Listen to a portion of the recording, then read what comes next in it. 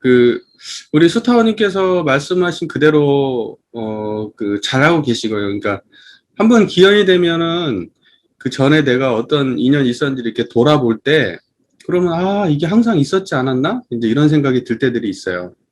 그러니까 우리를 떠나지 않아 있었고 항상 함께 있었고 이제 그걸 자각하는 건데 이제 처음 초심자분들께서는 얘기를 아무리 해도 이제 믿기지가 않고 자꾸 뭔가 그동안에 꿈꿔왔던 특별한 것이 있어야 될 것 같은 그런 생각이 들어서 일상에서 나의 삶을 그대로 놔두고 바로 이 안에 존재한다는 걸 잘 몰라요. 그러니까는 특별한 어떤 뭐 경계가 아니거든요. 우리가 항상 일상에서 항상 마주치는 이 가운데에 그 청정한 자리는 항상 함께 있습니다. 근데 이제 그것이 내가 이제 그 마음을 붙잡고 양성하고 이렇게 이해하고 사용하고 하지를 못하니까 항상 있었어도 그것이 나에게 의미가 없었던 거고 이제 그것이야 니네들가 찾고 헤맸던 그 원래 성품이라고 하는 거, 불성이라고 하는 거, 깨달음이라고 하는 거 그게 사실은 그거야 라고 이제 확실하게 자각을 하고 그 다음부터는 붙잡고 살기 시작하면 또 어느 순간부터는 그게 정말로 나의 삶에 그 안정감을 주고 의지가 되고 지혜를 주고 또 심지어는 생로병사의 해탈을 얻는 그런 지경까지도 이 자리가 나를 인도해 줍니다. 그러니까 그 자리를 만나야 돼요. 잘하고 계시는 것이고 지금 이 순간에도 떠나지 않는 자리가 있어야지 그것이 불생불멸이지 그것이 무슨 특별한 경계에서만 특별한 상황에서만 특별한 노력과 수행을 통해서만 나타나는 거라고 한다면 그건 불생불멸의 경계가 아니에요. 그건 생멸하는 경계죠. 우리가 만나야 될 자리는 영원한 불생불멸의 진리입니다. 진리라고 할 때는 그것은 바뀌는 것도 아니고 변하는 것도 아니고 누구에게는 해당되고 누구에게는 해당 안 되는 것도 아니고 과거에는 해당됐는데 미래에는 해당되지 않는 것도 아니에요. 그런 거 아니면은 그건 다 변하는 거고 변하는 것도 진리지만 변하는 진리는 우리가 잘 알고 살고 이제 우리가 불변의 진리를 모르고 사니까 불변의 진리에 대한 자각이 필요한 겁니다. 그래서 이 변화의 진리와 불변의 진리를 항상 균형감 있게 가지고 삶을 살아가면 되고 그래서 우리의 평소의 삶인 이 변화의 상태를 우리가 끌려다니고 거기에 몰입돼서 희로애락에 이제 막 흔들릴 때 불변의 자리로 다시 돌아오고 불변의 자리에서 쉬었다가 다시 또 삶을 살고 사실은 뭐냐면 쉬었다가 사는 게 아니라 쉼으로 삶을 살아요. 쉼으로. 그 쉼을 떠나지 않은 상태에서 삶을 살면은 그게 이제 가장 원만한 겁니다. 꾸준히 계속 그 일상의 자리를 떠나지 마시고 대종사께서는 인도정의 공정한 법칙이 아니고 그 인도상의 요법 대종사께서는 인도상의 요법을 주체 삼은 공부법이라고 분명하게 밝혀주셨고 그것은 어떤 특별한 환상처럼 막 펼쳐지는 깨달음의 그런 세계가 아닙니다. 그것이 대종사께서 위대하신 성자라는 거고 인류를 구제하는 성자는 인류 안에 있는 걸로 인류를 구제하는 거지 인류가 깨달을 수 없는 인류가 보통의 사람들이 보통의 상식으로 보통의 노력으로는 범접할 수 없는 특별한 거라면 그건 인류를 위한 게 아니에요. 인류를 위한 깨달음은 인류가 보편적으로 갖고 있는 거여야 되고 그 다음에 어느 누구에게는 해당되고 안 되고 이런 거면 절대 안 되는 겁니다. 그리고 그게 어려워서도 안 돼요. 모든 중생이 다 자각할 수 있는 그런 일상의 것이어야 됩니다. 그걸 깨쳤을 때 대종사를 보고 우리가 이제 대각이다 이렇게 얘기합니다. 대라고 하는 것은 특정한 사람들만 깨달으면 대각 아니죠. 그건 소각이고 작은 깨달음이에요.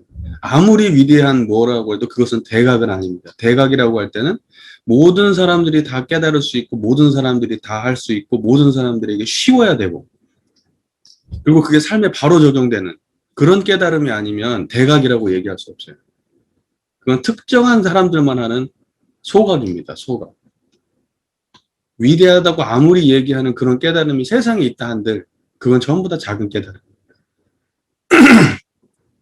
그러니까는 큰 깨달음은 반드시 일상에 있다. 평범하다. 이게 진짜 큰 거고 작은 것은 특별한 거다.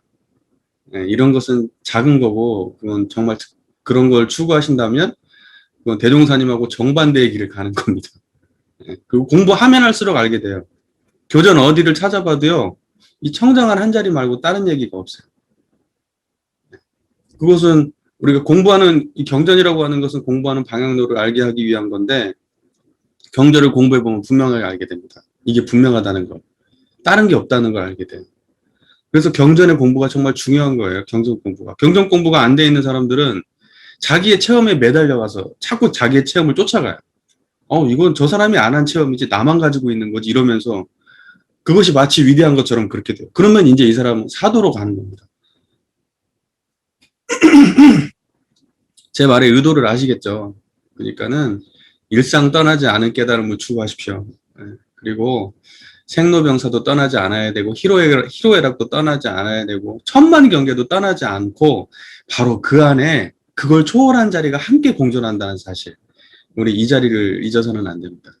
제가 저도 이제 법문을 공부하잖아요. 근데 똑같은 입장인 것 같아요.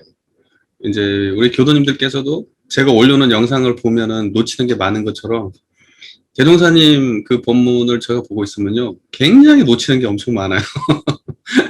나중에 보면 그때서 들어와요. 왜 맨날 보던 법문인데 그때는 안 보이지? 제가 오늘 우리 출간 제가 추천한 예비 교무가 교당에 이제 왔는데 그 친구랑 이제 점심을 먹으려고 이렇게 가는데 그거 자주 다니는 길이거든요. 근데 거기에 이제 조형물이 이렇게 있었어요. 쇠로 된 조형물이. 지금까지 계속 다니면서 거기에 쇠로 된 조형물이 있다는 사실을 몰랐어요. 하루 이틀도 아니고. 그런데 우연찮게 가다 보니까 굉장히 큰 조형물이 거기 있는 거예요. 세상에 왜 내가 저걸 몰랐지?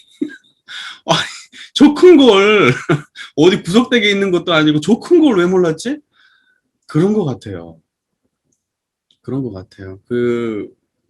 우리의 내가 아는 만큼 보이는 것 같아요. 확실히. 그러니까는 아마 이제 제가 많은 이야기를 했지만 아마 이제 우리 교도님들이 보실 때는 교도님들이 이해하는 만큼만 그게 가져가실 거고 대부분은 많이 그냥 그렇게 흘러가실 것 같아요. 네. 그러다 보니까 아마 반복적으로 또 들어보시면 또 새롭게 들리시고 아마 그러실 것 같아요. 저도 딱 그래요. 저도 정대종사님 법문 이렇게 보다 보면 많이 놓칩니다. 많이 놓쳐요. 같은 입장 같아요. 갈 길이 먼 거죠. 네, 갈 길이 멀어요. 네. 그냥 꾸준히 할 뿐이죠. 그리고 지금 말씀하신 대로 일상의 자리를 놓치지 않고 평상심이라고 하죠. 평상의 자리를 놓치지 않고 그렇게 살면 평상심이 도니까 그것 말고는 도를 구함이 없어요. 네, 그 평상심을 가지고 꾸준히 사시면 어떠한 경계들이 나에게 이렇게 닥쳐올 때 그 평상의 자리로 항상 들어갈 수 있는 마음의 힘이 생기시니까 그걸 일상에서 따로 경계를 무슨 만났을 때만 공부하는 게 아니라 일상의 삶에서 그 자리를 계속 유지하시면 그러면 계속 마음에 이제 고요함의 힘이 평상의 힘이 쌓일 겁니다. 평상의 힘이 쌓이면 특별한 자리는 평상으로 쉽게 돌아가십니다. 내가 어디에다가 많이 투자했느냐, 내가 어떤 마음에 내가 신경을 쓰고 살고 먹이 준다고 그러죠. 그 마음에다 먹이를 많이 주면 그게 성장합니다. 그러니까 꾸준히만 하시면 되는데 제가 항상 걱정하는 게 뭐냐면 이거예요. 특별한 게 아니라서 쉽게 잊어버리고 특별한 게 아니라서 귀중하게 생각하지 않아. 이제 이게 문제예요. 그래서 양성 공부가 참 그런 것 때문에 어려워요. 특별한 게 아닌 걸 양성해야 되니까. 네. 콜라는 중독되잖아요. 막 마시는 건 중독되고 또 먹고 싶고 그러거든요. 근데 이 맹물은 아니야. 맹물은 정말 중요한데 맹물은 생각이 안 나. 진짜 배고플 때만 생각이 나. 목마를 때만 생각이 난다는 거예요. 근데 이제 그러지 말고 이 평범한 이 청정한 이 자리 정말 진짜 아무 일 없는 이 자리를 일상에서 계속 함께하고 이 자리하고 친해지고 이거 말고 딴 공부가 없어요. 네. 이 자리를 보면서 웃고 이 자리를 보면서 즐기고 편안하고 항상 이 자리뿐이구나 하고 여기가 부처님이지 하고 그렇게 의지하고 있으면 그러면 이제 자기도 모르게 힘이 셉니다. 많이 힘이 쌓이고 예전에는 문제가 됐던 게 어느 순간에는 문제가 있었는지도 모르게 넘어가기도 하고 예전에는 민감하게 달라들고 막 이걸 막 가리를 대고 뭐 해야 되겠다고 했던 문제들이 어느 순간 보니까 평범해. 그렇게 대단한 일도 아닌데 뭐 이렇게 되기도 하고 그렇게 마음이 커지는 겁니다. 예, 잘하고 계십니다. 사람들이 그 이제 다 각자가 자기 삶에 그 무거운 문제들이 다 있잖아요. 누구나 다 있고. 그것은 그 나하고 관계 없는 사람이 볼 때는 가볍게 느껴질 수도 있는 문제지만 당사자한테는 정말 진짜 일생에 해결해야 될 문제일 수도 있거든요. 그래서 이제 그게 어려운 일이죠. 어려운 일이고 그것이 한 번에 해결된다고 하는 것은 그건 제가 보기에 있기 어려운 일이고 왜냐면 상대방이 바뀌지 않으니까 온전히 내가 바뀌어서 그걸 상황을 극복해야 되는 상황이 되기 때문에 그래서 사실은 이게 그 굉장히 쉽지 않습니다. 그리고 마음이랑 생멸심이라고 하는 것은 내가 오늘은 문제가 되지 않았어. 내가 오늘은 취사를 잘 처리했어. 하더라도 다음번에 또 다른 방식으로 또 치고 들어오면 그때 또 납니다. 또 나요. 그런데 이제 우리가 끊임없이 마음 공부를 하게 되면 불생불멸한 자리에 힘이 생기니까 생멸심을 환히 그때 했던 생멸심의 반복됨을 이해하고 그놈들이 사라지는 것이 빨라집니다. 또 거기에 집착함이 놓아지고 그래서 일어나되 사라짐이 빨라지고 집착함이 예전보다 집착함이 놓아지니까 그걸 삶으로 계속 이어가지 않는 거예요. 이쪽에서 있었던 일이 밥 먹을 때 있다든지 또 잠잘 때 있다든지 또 그 다음날까지 있다든지 이러지 않고 그것이 그때 순간에 있었던 일이 그때 나왔던 마음이 빨리 정리가 돼서 다음에 불현듯 차를 운전하고 갈 때는 그 생각이 나지 않고 또 불현듯 음식을 만드는 순간에는 밥을 만들고 있을 뿐 그때 있었던 그 문제가 지금의 나를 괴롭게 하진 않아야 돼요. 그래서 그게 이렇게 딱 끊어져야 되지 이어가지 않는다 그러면 그게 정신수양을 잘하는 거고 이어가진다 그러면 정신수양이 아직 부족한 거고 이제 그런 겁니다. 그러니까는 그 하나의 문제 그 사건 하나는 해결한 것이지만 앞으로 그분의 계속된 문제에 있어서 내 마음의 역량이 전체적으로 커져서 이제 그러한 비슷한 이야기, 비슷한 상황이 계속 반복되더라도 그것이 계속 이어지지 않게 한다면 그럼 굉장히 훌륭하게 잘하고 계신 거고 또 이제 남편분하고 밥상에 의해서 계속 그것이 반찬으로 그 문제가 계속 반찬으로 올라오지 않고 딱 거기서 정리를 했다고 하시니까 그건 잘한 거죠. 왜냐하면 그게 우리가 길을 모르는 것도 아니고 이미 어떤 답으로 마무리가 되는지 다 아는 얘기고 한두 번 했던 얘기도 아니고 그런데 그걸 계속 가지고 올라오는 거예요. 계속 가지고 올라옵니다. 그래서 그게 쉽지 않은 문제라는 거. 그리고 이제 그러니까 쉽지 않은 문제라는 걸 스스로가 인식하시고 살면 좋겠어요. 이것은 내가 안고 살아야지 하면은 그러면 훨씬 더 낫습니다. 내가 마음속에서 부정하는 것보다는 내가 나한테 주어진 삶을 이건 내가 지금 내게 주어진 삶이지 내가 이건 감내해야지 하고 내가 마음을 그렇게 먹을 때 이게 훨씬 더 그 상황을 안아버릴 수가 있어서 훨씬 쉽게 다가올 수가 있고 근데 마음속에서 항상 이것은 내가 겪어서는 안 되는 상황이고 이건 나한테 억울한 일이고 나는 왜 이럴까라고 자꾸 그러한 하나의 생각으로 내게 주어진 상황을 자꾸 대하면 그 상황은 나에게 계속 짐입니다. 짐이에요. 근데 아예 그냥 확 끌어안아 버리시고 그냥 내가 이 인연을 끝까지 책임지고 가야지 어쩔 수 없구나라고 그런 마음으로 그냥 이렇게 큰 마음으로 그냥 안아 버리시고 상황이 발생하면 또 정리하시고 상황이 발생하면 또 정리하시고 그렇게 꾸준히 해가시는 것 말고 다른 길이 없죠. 그래서 정말로 사건이 발생하지 않는 것은 아니지만 그 사건이 길게 유지된다거나 또는 이제 똑같은 취사로 계속 이어지지 않는 그것만 해도 윤회의 틀에서 벗어난 겁니다. 윤회의 관계, 윤회 계속 우리가 그냥 그 악도 윤회한다고 하잖아요. 악도 윤회. 이게 지금 우리 삶에서 벌어지고 있는 악도 윤회의 한 단면이에요. 근데 그 악도 윤회가 끊어지는 겁니다. 이렇게 그 하나만 내가 마음만 잘 챙겨도 청정한 자리만 불생불멸만 잘 챙겨도 그리고 아까 식당에서 벌어진 일 같은 경우에는 제가 정확하게 그 어떤 이야기인지 제가 좀 이해를 잘 못했어요. 못했는데 하나 확실한 건 그런 것 같아요. 우리가 이제 그 견성을 했다, 성품을 본다 이것은 우리가 본래의 상태, 그러니까 뭐냐면 천만경계로 내 마음이 막 움직이기 이전의 마음을 안다는 거잖아요. 본래의 상태를 안다는 거예요. 그러니까 중생심이 아니라 부처의 상태를 안다는 거고 번뇌의 상태가 아니라 고요한 상태를 안다는 거고 어둡고 지저분한 상태가 아니라 막 잡념의 상태가 아니라 청정한 상태를 안다는 거고. 그래서 그냥 그 마음의 본래 상태를 안다는 것은 목수가 그 뭐죠? 목수가 먹줄을 얻은 것과 같고, 뭐 이렇게 그 배에서 이렇게 나침판, 항해사가 나침판 얻은 것 같고, 우리가 이제 글을 읽을 때는 국물을 아는 것과 같고, 그런 것처럼 기준이 됩니다. 기준이. 삶의 기준이. 내가 원래가 어느 상태였지라는 걸 아는 건 내가 어디서부터 이만큼 왔으니까 내가 이만큼 돌아가면 돼라고 하는 그 목적지를 아는 거라서, 그래서 삶이 방황하지 않고, 크게 흐트러지지 않고 원래 상태로 쉽게 돌아옵니다. 그래서 거기 견성이 아주 중요한 거고. 그러니까 내가 마음속에서 어떠한 상황에서 마음이 일어났다라고 하는 것을 손바닥 보듯이 환히 알 때.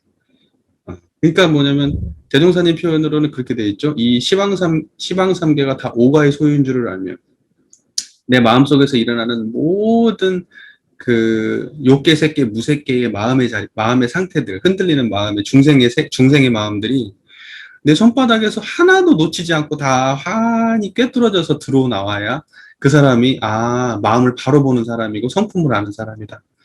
그러면 이제 성품 아는 사람은 특징이 뭐냐? 그것이 원래 없는 자리로 돌아가져요. 원상태를 알아서. 그런데 깨쳤다고 하는데 성품은 몰라. 그러면 그 사람은 계속 끓이고 살아요, 그걸. 그래서 해결한 줄 알아요. 이런 게 이제 차이가 분명히 납니다. 그러니까 삶 속에서도 그렇게 분명히 드러나고. 또 아까 말씀하신 대로 내 마음에서 있던 것이 일어났어? 그럼 일어난 것이 일어난 줄만 알아도 그것을 다루기가 훨씬 수월해지는 것이 사실이고, 이제 마음에 힘이 생긴 사람은 그게 잘 되고, 내가 견성을 했는데 초견성 정도 해가지고 아직 인연이 깊지 못하면 그 마음을 봤다 하더라도 금방 접어버리고 쉽게 끌려갑니다. 그래서 견성에 완전히 주저앉으면 끌려갈 일이 없어요. 처음부터 안 끌려가요. 아예.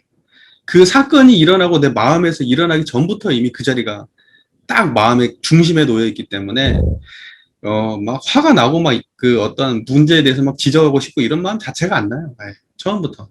그런 것들이 환히 이미 시작부터 없어요. 항상 원점의 힘이 강하면.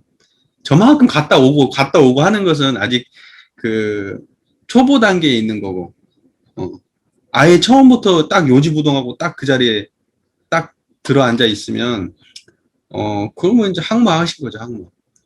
네, 항마하신 거죠. 이제 항마해야 그때부터는 진짜 견성이라고 말해요. 항마했을 때는 진짜 견성이고, 초견성은 보긴 봤지만 주저앉지 않았기 때문에 사실은 뭐냐면 견성이라고 말하기 좀 애매해. 근데 그때 본 마음이나 항마에서 만나는 마음이나 똑같기 때문에 견성이라고 인간은 해주지만 그 마음의 힘은 전혀 없어요. 초견성은. 그 말의 의미를 잘 이해하시죠? 그래서 보통 이제 증오나 해오 이제 이런 표현을 쓰거든요. 해오라는 것은 이해했어. 알았어. 예, 이게 이제 이 해오예요, 해오. 해오는 알았어, 알기는 알았어. 체험이 됐어. 그래서 분명하게 이제 시원하게 알았어. 이거 맞구나라고 했어. 그러면 해오예요. 막 풀어졌어. 나의 의심도 풀어졌고, 이제 어떻게 해야 될지도 확실히 공부길도 알고 그랬어요. 근데 힘은 없지. 힘은 없죠. 오래오래 계속 해야 되잖아요. 그래가지고 그것이 완전히 증득됐어. 그래가지고 여기서 벗어나질 않아. 이제 이러면 그때를 이제 증오라고 말을 해요. 그러면 그때는 완전히 주저앉은 거예요. 그때 견성에. 그러면 이제 원불교 입장에서는 그걸 보고 뭐라 그러냐, 항마했다 그래요. 원불교의 법의 기준으로 따지면 항마했다. 항마부터가 진짜 견성이죠. 엄밀하게 얘기하면. 무슨 말인지 그 말 이해되시죠? 예, 예. 그러니까 꾸준히 노력하시면 되고, 아까 그 공부 견성하셨다고 하는 분은 뭐 얘기를 안 들어봐서 모르겠어요. 근데 경주님이 대해 보시면 아실 거니까. 예. 대해 보시면 아실 거고, 또 견성했다고 하시는 분들 조심하세요. 왜냐면 견성하신 분들이 상이 많아가지고, 예. 그거 괜히 건드렸다가요 큰 화를 당할 수가 있습니다. 잘못하면 원수가 돼요. 그래서 법고일장 마고일장 그러는 거예요. 처음부터 견성이라는 게 아무것도 아니라는 생각을 가지고 견성을 대하면 견성 때문에 상이 별로 안 나요. 근데 견성을 대단하다 생각하고 견성을 대하면 그 견성이 굉장한 상을 일으킵니다. 그래서 공부가 끝나버려요. 견성함과 동시에. 그럼 말은 잘하고 다 그러는데 막상 행실 보면 또 안 맞고, 특정한 상황에 맞는데 보편적으로 안 맞는 걸 찾고 하고, 예, 교리에 대해서도 어디는 맞는데 대충 다른 건 막 안 맞고, 부분적으로만 맞아요. 이제 이러면 좀 안타깝죠. 그런 분들은 이제 누가 지도할 수가 없어요. 가르쳐 드리기도 어려워요. 자기 안에 딱 자기 깨달음 안에 이렇게. 그러니까 뭐냐면 깨달음을, 이걸 분별성과 주착심이라고 말하죠. 깨달음이라고 하는 거기를 분별해서 거기를 붙잡아서 안착해 버렸어요. 집착해 버렸어요. 이제 이렇게 돼요. 이제 이렇게 될 경우가 제일로 위험한 경우예요. 이제 이런 걸 보통 중군기라고 하거든요. 중군기. 중군기는 이제 깨달음이 전혀 없는 게 아니라 공부를 열심히 해가지고 초견성도 좀 하고 교리도 좀 잘 알고 근데 거기를 붙잡아 버렸어. 이제 이러면 끝나는 거예요. 근데 여기는 붙잡을 수 있어요? 이게 붙잡을 수 있는 자리인가? 대동사께서는 분별성과 주착심이 없다 했잖아. 근데 내가 행위가 분별성과 주착심이 없는 줄을 알아야 되는데 자기는 분별성과 주착심에 끄달려 있으면서 그런 줄은 몰라. 이제 이렇게 되는 거예요. 정말 코미디 같은 일이 발생해요. 막상 견성을 했는데 이제 공부길이 끝나버린 거예요. 그걸로. 더 안 좋게 타락을 해요. 그래서 조심해야 돼. 그래서 어설프게 공부하면 큰일 나요. 어설프게 그 견성하고 이러면 큰일 나요. 그러니까는 이 공부라고 하는 것은 항상 일상의 자리를 떠나지 않고 이거 평범한 거지 무슨 이게 그게 특별한 거 아니야 라고 견성을 받아들여야 상이 안 생겨요. 상은 당연히 생기지. 상이 생긴다는 건 내가 그걸 공부를 했다는 것을 공부했다는 마음이 그리고 내가 견성의 자리는 내가 이제 아는구나라고 그것도 다 상이에요. 상이라는 것은 그 생각이 일어나면 다 상의 모양이 드러나면 형상이 드러나면 청정한 자리에서 일종의 경계하고 똑같은 거예요. 상이라는 말이.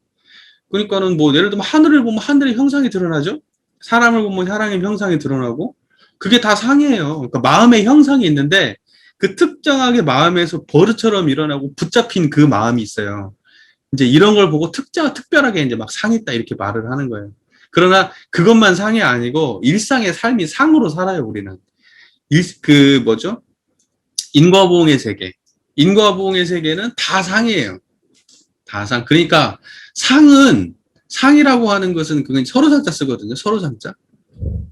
그 상이라고 하는 것은 그거 이제 형상상이라고 쓰기도 하고. 예. 그러니까는 뭐냐면 그러한 마음의 형상들이 굉장히 다 일어나고 사라져요. 그게 다 상이에요. 그러니까는 상이라고 하는 것은 안 좋은 말도 아니고 좋은 말도 아니고 그냥 가치 중립적인 말이에요.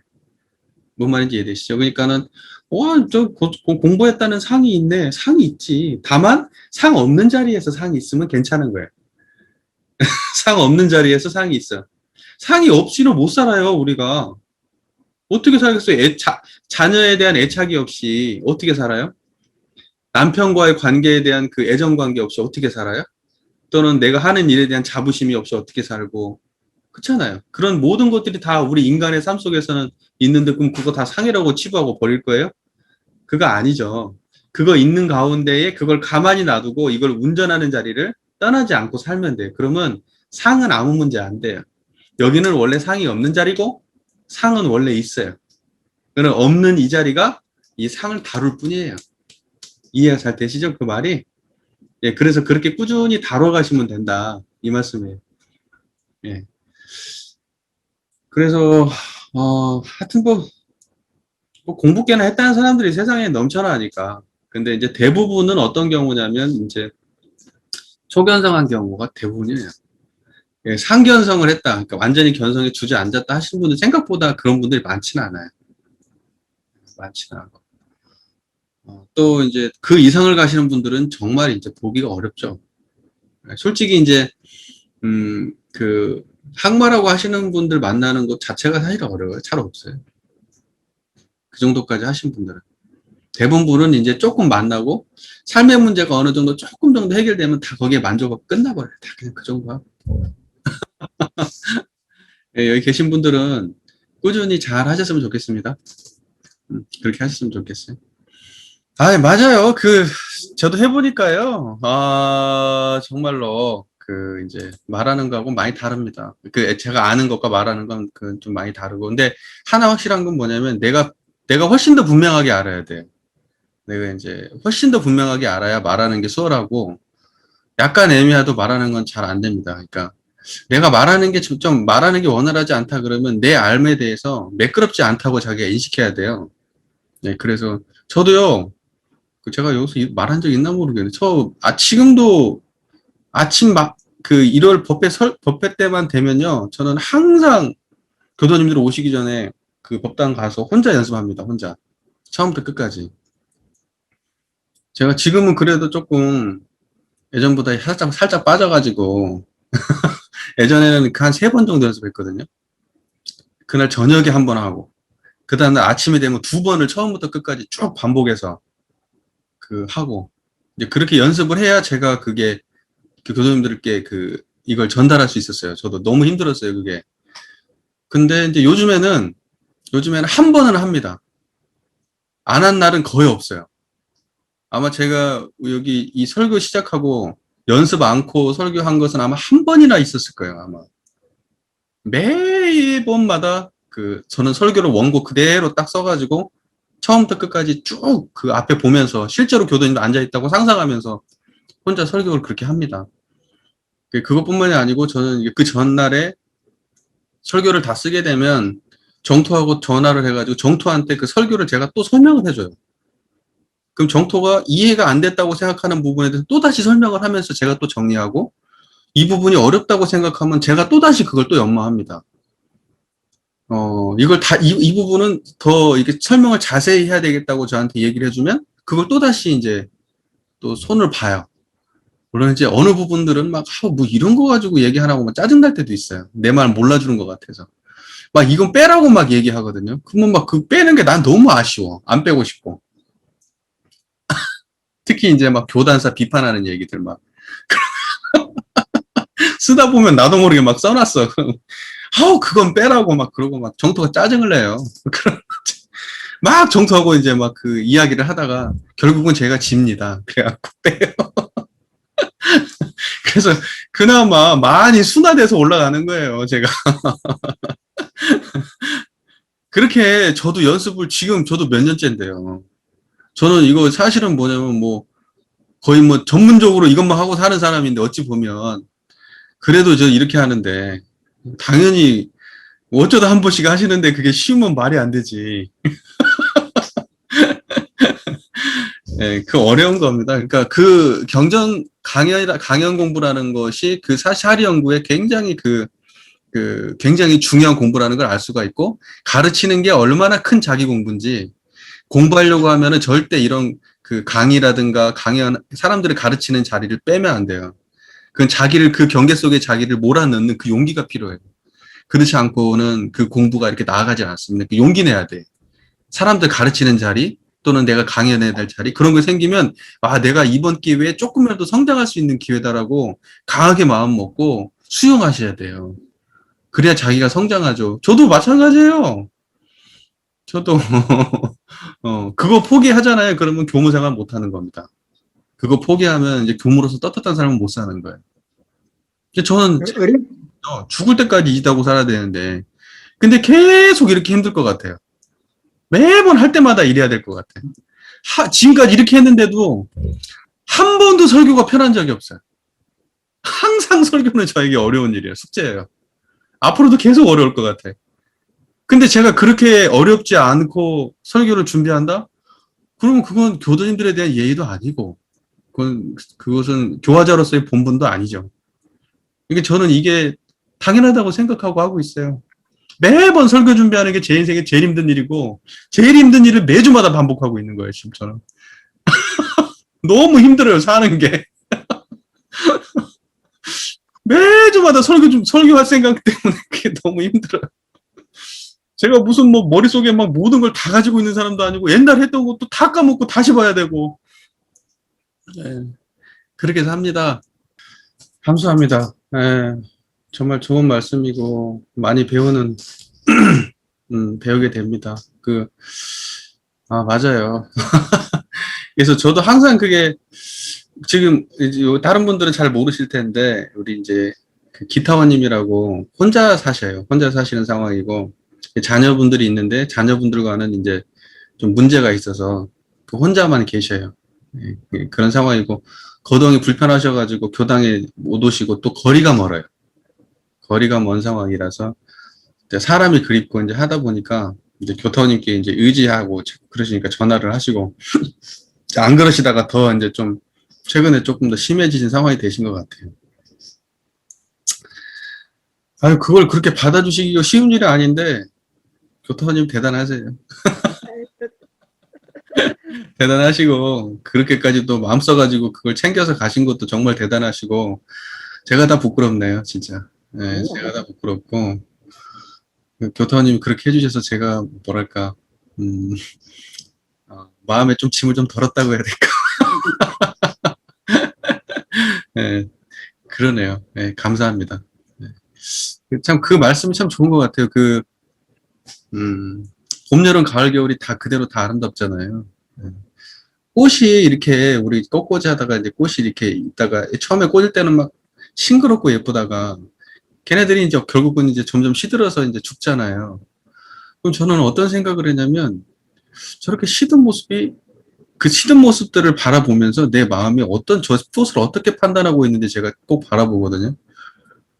어, 그러니까 저도 이 항상 공부해요. 공부해요. 그 시든 모습을 바라볼 때 그게 생생했을 때하고 시든 모습이 물론 다르지만 그것이 시든 모습은 시든 모습대로 또는 생생할 때는 생생할 대로 둘 다 아름다웠으면 좋겠다. 이런 그 마음속에 망상을 가지고 그걸 바라보게 돼요. 또 사람들도 젊고 싱싱하고 어린애만 예쁜 게 아니고 정말로 그 이제 돌아가시기 얼마 직전에 할머니도요 예뻐요. 예뻐요. 그래서 아 그렇게 보는 거 정말 어렵다 이 생각을 합니다. 또 그게 조금만 달라지면 어떠냐면 예쁜 말 하는 사람도 예쁘고 미운 말 하는 사람도 예뻐 보이면 좋겠다 이런 생각도 해봅니다. 공부 깊어야지. 생로병사의 이치가 추나추동과 같이 되는 줄을 안다. 봄, 여름, 가을, 겨울 지나면 또다시 봄, 여름, 가을, 겨울이고 한데 생로병사는 참 그렇게 안 되고 내가 내 모습을 바라볼 때도 그렇게 태연하고 초연하게 변화를 그 모든 변화가 다 아름답다고 바라봐지지 않고 어느 하나의 시점에 고착돼서 나의 아름다운 시점을 그렇게 상상하면서 사는 게 중생의 마음 같아요.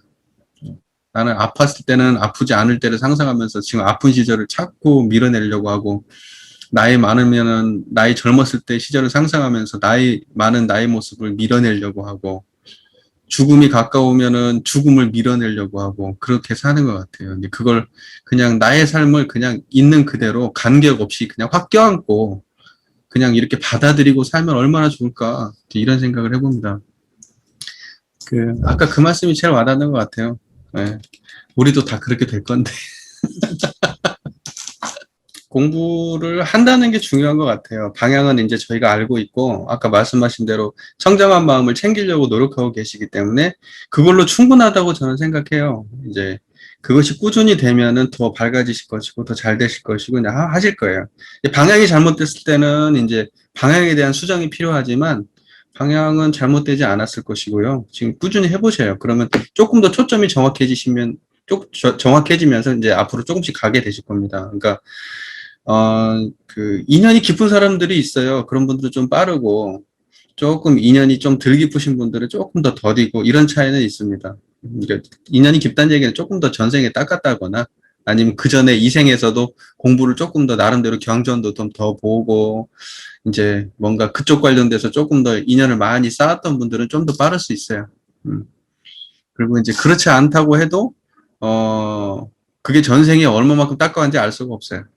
우리는. 어느 순간 이 사람이 훨씬 더 잘할 수도 있어요. 여기까지는 이 사람이 잘했는데 어느 순간 가니까 이 사람이 훨씬 잘할 수도 있어요. 그러니까 몰라. 그거 모르는 거예요.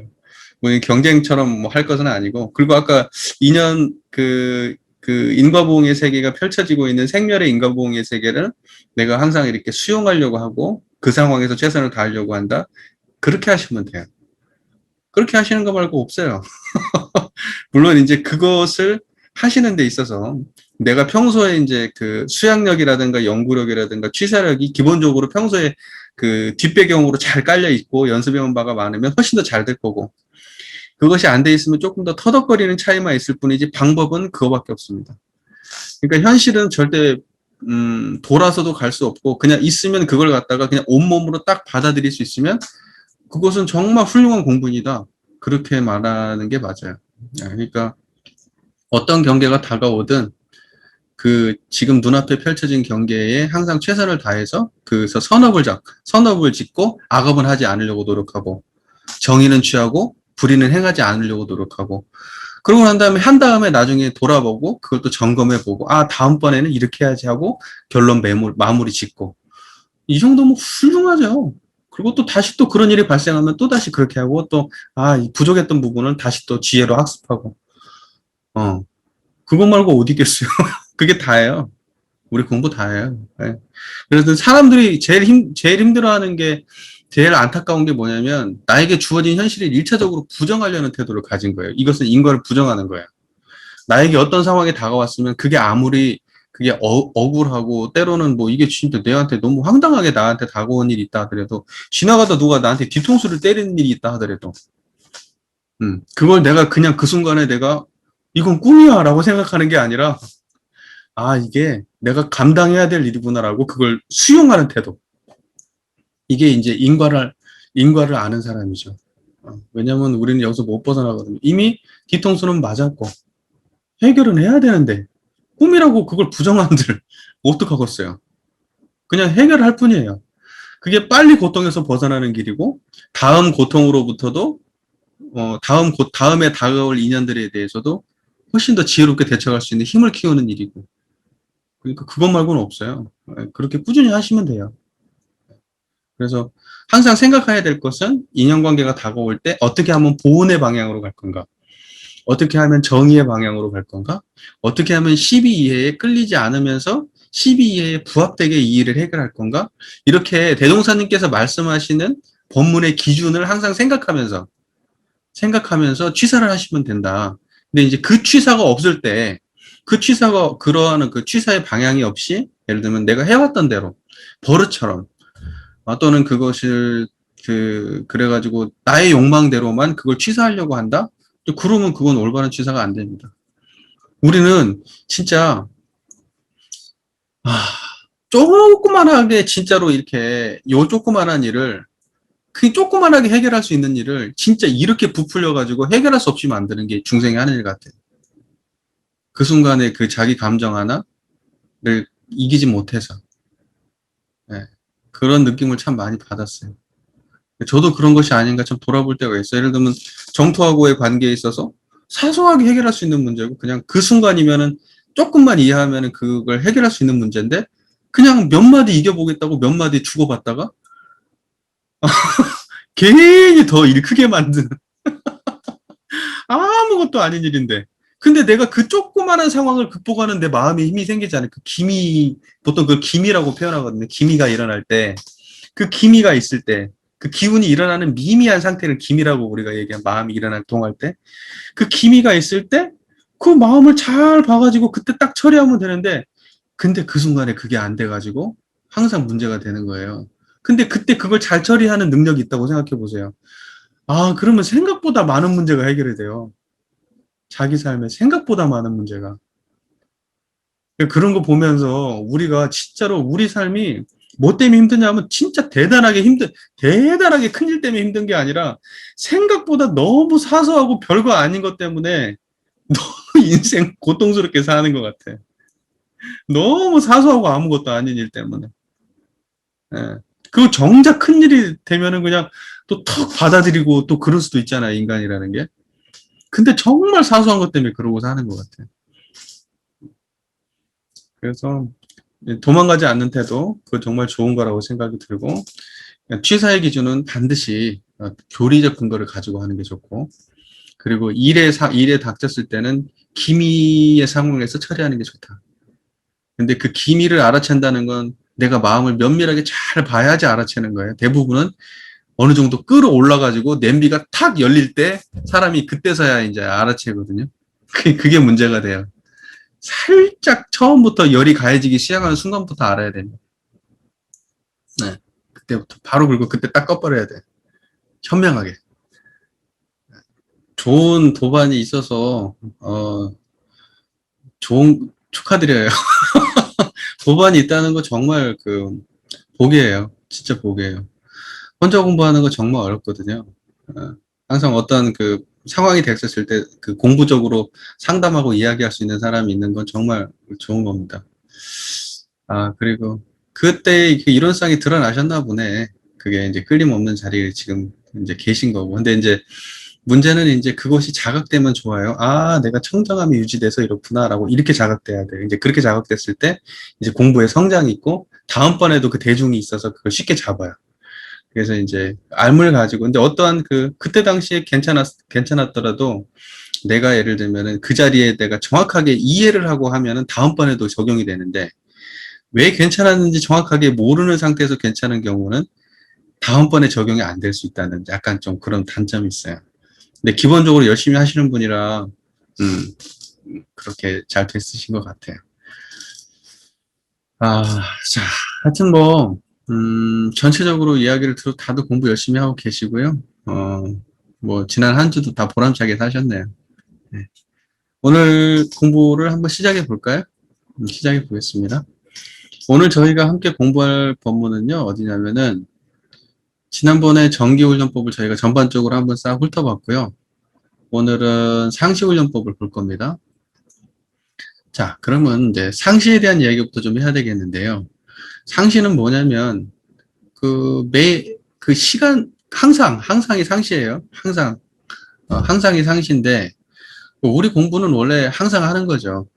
항상 하는 거고, 그러면 상시 공부는 왜 있는 거냐? 우리 예전 불가의 전통으로 따지면 정기 공부라고 하는 것은 보통은 이제 출가는 이제 동화선의 전통이 가지고 있잖아요. 그래서 산속으로 들어가가지고 어떤 걸 또 다 정리해버리고 오직 공부에만 동화선 선기에 공부에만 완전히 올인하는 전통인데 대중사께서는 그거 가지고 안 된다.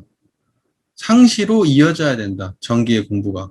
그래서 정기만 공부해가지고는 안 되고 상시까지 공부로 이어져야지 그게 공부가 온전하지. 정기 때 공부한 게 상시로 이어지지 않는다면 그 공부는 일취월장할 수 없다. 이런 입장이 계신 분이에요.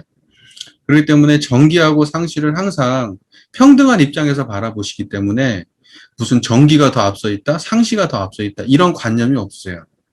대종사님의 법문은 뭐냐면 항상 공부해야 되는 거예요. 공부는 시도 때도 없이 공부해야 되는 거예요. 그래서 정기 때만 공부고 상시 때 공부 아닌 게 아니죠. 그래서 상시 공부가 있는 겁니다. 원불교에. 이건 대종사님이 그러니까 한때도 정기 때만 공부하는 게 아니라 공부는 상시 때도 해야 돼. 라는 입장에서 말씀하신 본문이기 때문에 보통 이제 출가해서 공부 수행하는 전통보다 더 한 발자국 더 공부하라고 떠미는 그런 느낌이 강한 본문이 이제 상시 공부입니다. 근데 재미있는 건 뭐냐면, 지난번에 우리가 정기훈련과 상시훈련법의 관계를 공부했다시피, 정기는 상시의 자료가 되고, 상시는 정기의 자료를 준비하는 거고, 상시가 없이 정기가 있고, 정기가 없이 상시가 있을 수 없는 거잖아요. 그렇기 때문에 이 상시 훈련을 우리가 공부할 때는 반드시 어떤 거에 기반이 먼저 있냐면 정기의 기반이 있는 겁니다. 정기 기반을 통해서 정기는 뭘 주체 삼는다고 한다면 정진 수양하고 사리 연구를 주체 삼아서 정기 공부를 하게 되어 있고요. 우리 이제 정기 훈련과 상시 훈련법의 관계에 그렇게 나와 있죠. 그리고 상시 공부는 뭐냐면 작업 지사를 주체 삼는다고 했습니다. 그 재미있는 건 뭐냐면요. 정기에서 공부했던 것을 상시에도 어떻게 공부할 거냐. 이제 이게 상시 훈련법이에요. 그러니까 뭐냐면 정기하고 떨어져 있는 상시가 아니에요. 그러니까 정기에서 했던 것이 상시로 옮겨오는 거지 정기하고 떨어진 상시 공부가 아니라는 거 이거 하나는 분명하게 아셔야 돼요. 그게 그렇지 않겠어요? 우리가 상시에 공부를 하려고 하면 정기에 공부한 걸 가지고 하지 정기에 공부 안 한 걸로 상시는 어떻게 공부가 되겠어요? 무슨 말인지 이해되시잖아요. 연불자손도 정기 때 배운 거 아니에요. 전문적으로 이제 입선해가지고 딱 어떻게 공부해야 될지 다 배운 거잖아요. 그걸 가지고 상시 때 하는 거지. 그리고 상시 때 해보니까 안 되는 게 있어. 부족한 게 있어. 그러면 정기 때 보충하는 거죠. 그리고 또 다시 또 상시에 또 써먹는 거고. 그러니까는 정기하고 상시는 떨어져 있는 공부가 전혀 아니에요. 서로 바탕이 되는 공부지. 그러니까 무슨 상시가 더 중요하다 이런 말 하면 곤란해요. 상시가 더 중요한 게 아니고 상시를 중요하다고 얘기하려면 정기는 더 중요하다 이렇게 말하는 게 맞아요. 정기가 중요하다고 얘기하려면 상시도 더 중요하다 이렇게 말해야지. 그러니까 두 개를 다 중요하다고 말하는 게 원불교 입장이지 하나가 더 중요하다 이렇게 말하면 그거 벌써 균형감이 안 맞는 말이다 이 말이죠. 대종사께서는 얼마나 균형감을 강조하시는 분인데 잘 아시잖아요. 영육상전, 이사병행, 동정이려, 무시선, 무처선 전부 다 균형감에 대한 이야기거든요. 균형감. 한쪽으로 치우치지 않은 수행적 태도를 가지세요. 3대령만 해도 그렇잖아요. 3대령만 해도. 3대력도 뭐 정신수양, 사리연구, 작업지사를 전부 다 균형감 있게 공부하라고 말씀하시고 뭐가 더 중요하다? 뭐가 더 앞서 있다? 이런 말씀 안 하세요. 대종사님은 철저하게 그런 분이에요. 출가가 더 무슨 뭐 예를 들면은 뭐 물질 문명이 더 중요하다, 정신 문명이 더 중요하다 이런 말씀 안 하세요. 둘 다 중요하신 거예요. 둘 다 어떻게 하면 조화롭게 할 건가? 이게 대종사님의 아주 그 원만하신 그 태도거든요. 대종사님 특징 아시잖아요. 안 버려. 아무리 부족한 제자라도 당신이 먼저 내치는 일이 없어. 아무리 안 쓰는 물건이라도 함부로 안 버렸다가 가만 놔뒀다가 쓸 일 있으면 쓰셔. 이게 대종사인데 하물며 정기하고 상시 중에서 정기를 버리겠어요? 자꾸 요즘에 정기를 갖다가 부족하게 말하는 풍토가 지금 갑자기 어느 순간부터 조성이 돼가지고 상시가 더 중요하다, 상시가 더 중요하다. 모든 공부는 상시를 위해서 존재한다. 이게 인과적으로 안 맞는 말이고 대종사님하고도 어긋나는 말입니다. 우린 정신 똑바로 차리고 이 정정 공부 똑바로 해야 돼요. 정정 공부. 정정 공부를 똑바로 해야 됩니다. 대종사님께서 정기훈련법과 상시훈련법의 관계를 분명하게 말씀해 주셨는데 어디가 더 중요하고 그런 게 어디가 있어요. 예, 그건 뭐 삼척동자도 글 읽어보면 알 수 있는 내용 아니에요, 그거? 그렇게 써 있잖아요. 무슨 말인지 이해되시죠? 예. 자, 보세요. 그래서 공부인한테 상시로, 그러니까 정기를 제외한 나머지 시간을 상시라고 하는 겁니다. 우리 원불교 훈련은 정기 훈련과 상시 훈련으로 되어 있는데 정기 공부는 지난번에 했고 정기 시간을 뺀 나머지를 상시라고 얘기하는 겁니다. 이해가 되시죠? 근데 재밌는 건 뭐냐면 대종사 당대의 정기 공부도 과거의 출가 수행승처럼 완벽하게 모든 것을 다 사가이를 완전히 접어버리고 산속으로 들어가서 공부하고 이런 방식이 아니었어요. 대종사께서는 뭐냐면 선원에서 입선한다는 건 뭐냐면 저녁에 공부하고요. 낮에 때는 보온봉공 작업하고 일할 거 다 하고 직장 있는 사람 직장 가고 뭐 다 하고 그다음에 저녁 때 와가지고 또 공부하고 그 기간을 동화선 해가지고 동선 3개월 하선 3개월 해가지고 아침 저녁으로 중심으로 공부하고 낮 시간에는 다 일하고 살았던 거예요. 그러지 무슨 뭐 출가처럼 지금 뭐 과거의 불교처럼 그런 식으로 동화선 하지 않았어요. 무슨 말인지 이해되시죠? 그건 뭐 오해입니다. 오해. 잘못 알고 있는 거예요. 틀린 정보예요. 그리고 대종사께서는 그러기 때문에 정기 공부도 상시하고 그 별반 다르지 않게 진행되셨던 거예요. 사실 엄밀하게 따지면. 이해가 잘 되시죠? 예. 자, 보시죠. 상시응용 주의사항 6조와 교당 내용시 주의사항 6조를 정했다. 그리고 이제 상시응용 주의사항부터 한번 보겠습니다. 1. 상시응용 주의사항. 자, 응용하는데 온전한 생각으로 취사하기를 주의할 것이요. 자, 이 응용하는데, 자, 이걸 보기 전에 대종사님의 법문을 좀 봤으면 좋겠는데요. 대종경 변의품 26장에 나와 있는 말씀을 우리가 한번 같이 공부를 해봤으면 좋겠어요.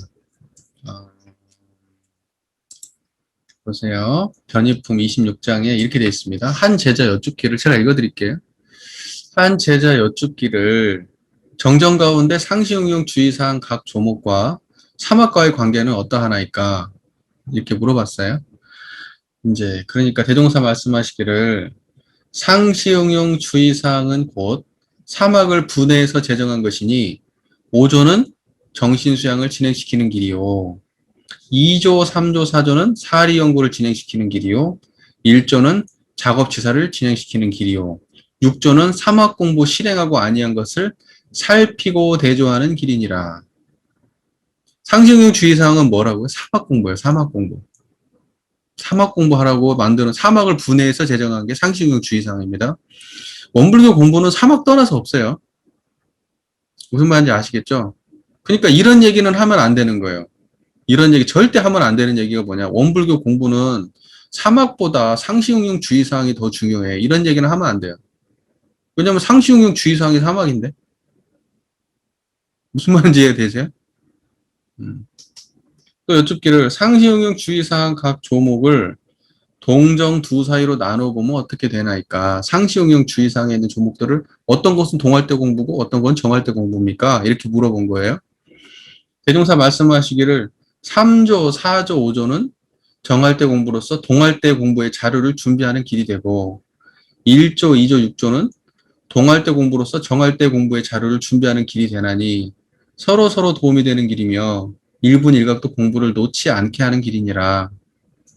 또 여쭙기를 상시응용 주의사항과 교당내왕시 주의사항의 관계는 어떠하나이까?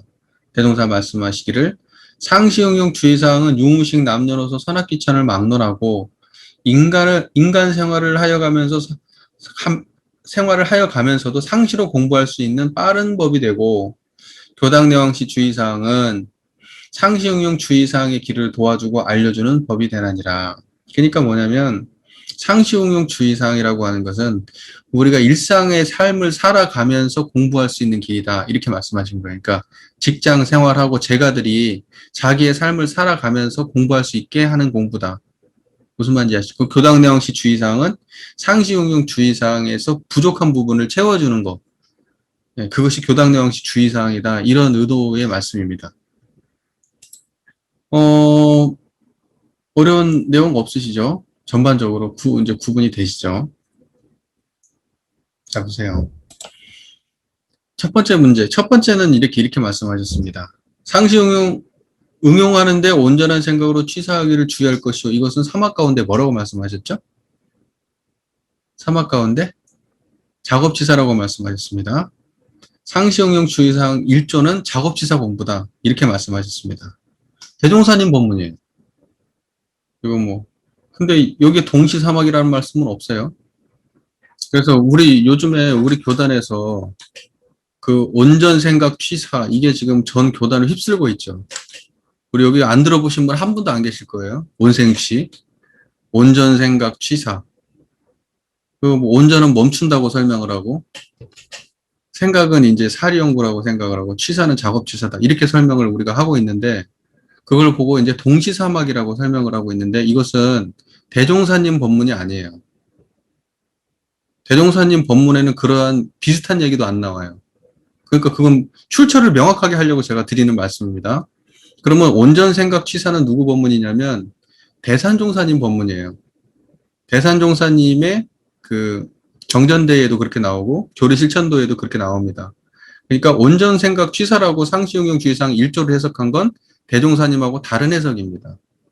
대종사님은 작업치사라고 분명하게 말씀하셨고 이것을 갖다가 온전생각 취사라고 해가지고 구분해가지고 동시사막이라고 설명하시는 것은 다시 한번 말씀드리지만 대산종사님 법문이에요. 그러면 사람들이 이렇게 말해야 됩니다. 온생취는 대산종사 법문이다. 이렇게 말해야지 대종사님 법문이다. 이렇게 말하면 안 돼요. 이게 무슨 교묘한 물타기도 아니고 말이죠. 무슨 말인지 아시겠죠? 그러니까 저는 제 입장에서는 이걸 갖다가 동시사막, 온전 자르고 생각 자르고 취사 잘라가지고 상시응용 주의사항을 동시사막이라고 설명하는 방식으로 저는 설명하지 않을 거예요. 그건 대종사님의 방식이 아니니까. 네. 자, 보세요. 응용이라는 건 무슨 말이냐면 우리가 육군을 응용한다 할 때 응용하는 겁니다. 육군을 응용한다 할 때.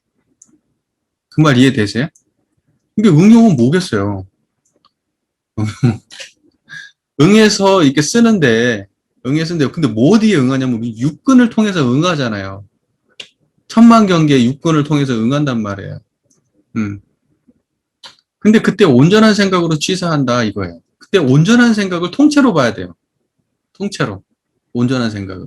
그러면 온전한 생각이 뭘까요? 온전한 생각이. 청정한 자리가 온전한 생각이에요. 청정한 자리가. 제가 청정한 자리가 온전한 생각이다 이렇게 말씀을 드리는 이유는 자 보세요.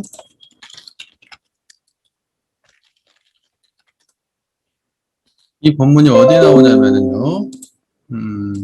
천도품에 나오는 얘기인데요.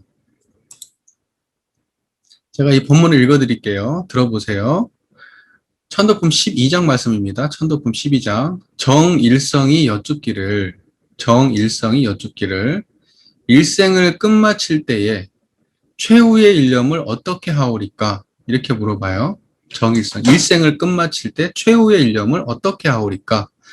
대동사 말씀하시기를 온전한 생각으로 그치라. 이렇게 말씀하세요.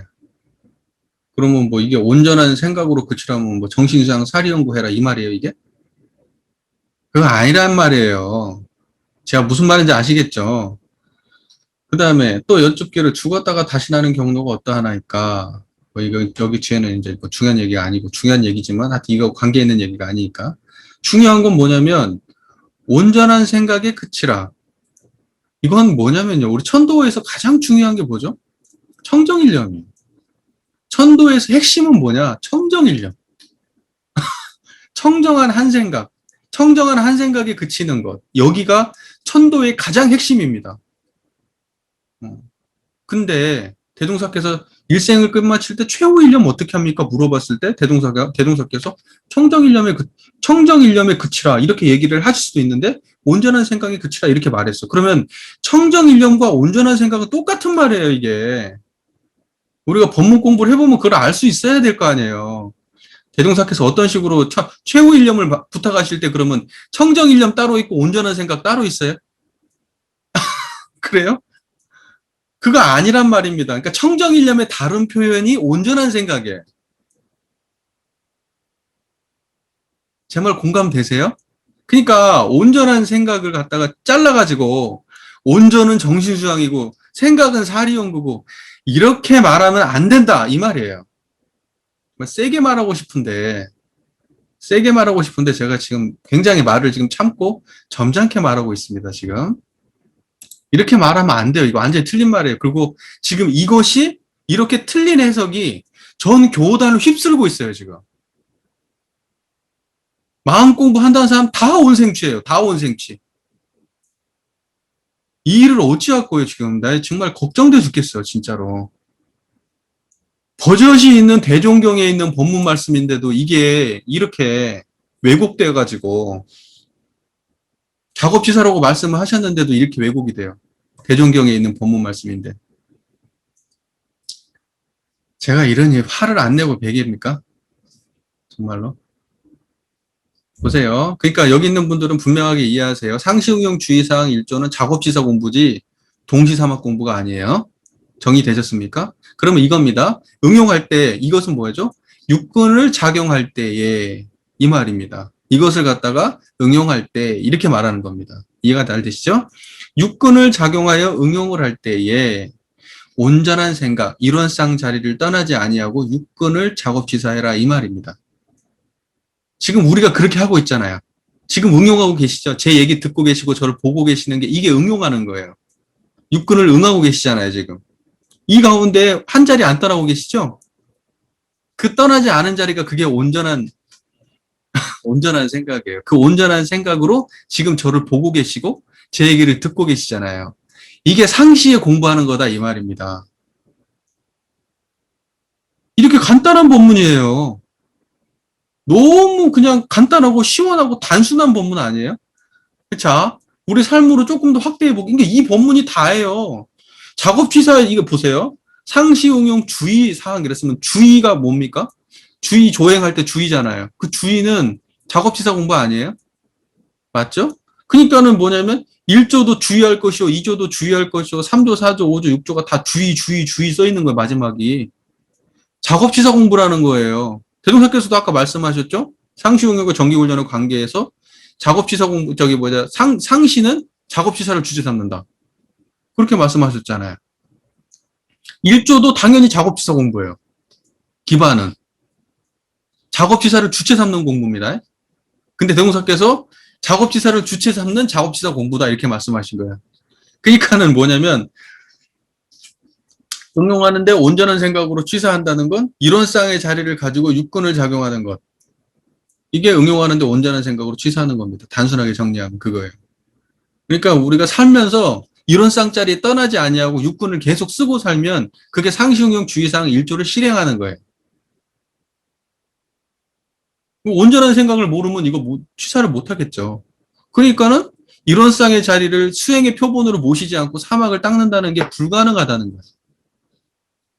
이론상 자리를 모셔야 사막을 닦지. 1조도 온전한 생각으로 취사하라고 말씀하시는데 온전한 생각을 모르면 어떻게 사막을 닦을 수 있겠어요? 그 말 이해되시죠? 그러니까는 온전한 생각은 사막의 기반입니다. 이론상은 사막의 기반인 거예요.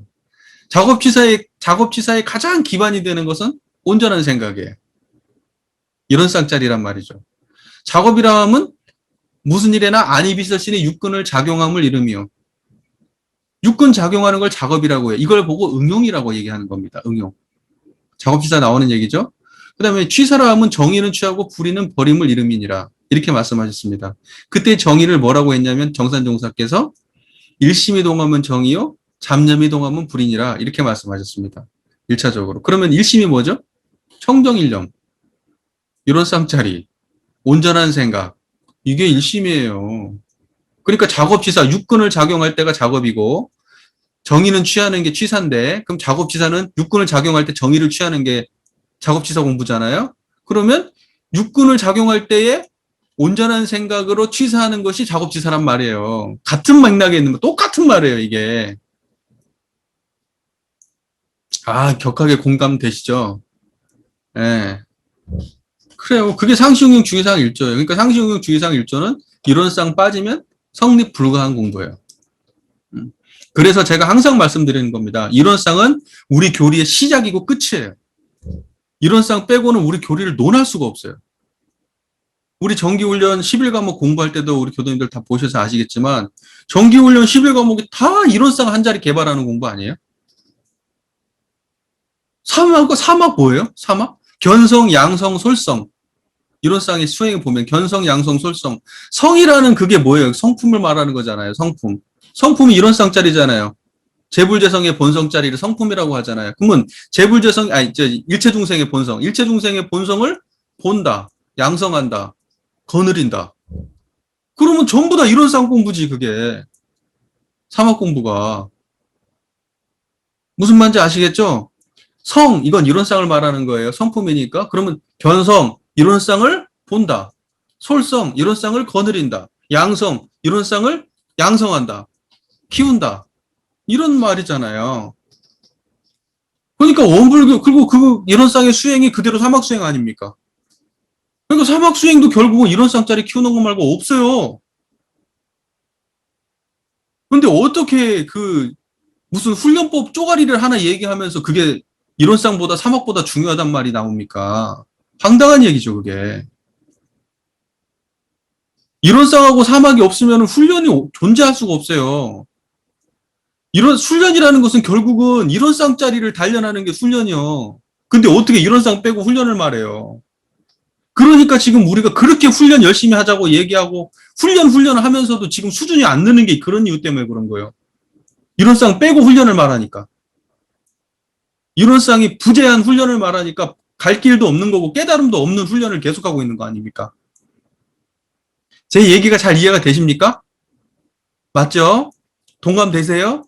자, 상시응용 주의사항 1조는 작업지사 훈련 과목입니다. 정리되셨습니까? 자, 그럼 상시응용 주의사항 1조는 우리 교도님도 바로 지금 실행하고 계세요. 지금 이 순간도. 네, 이렇게 공부하는 거예요.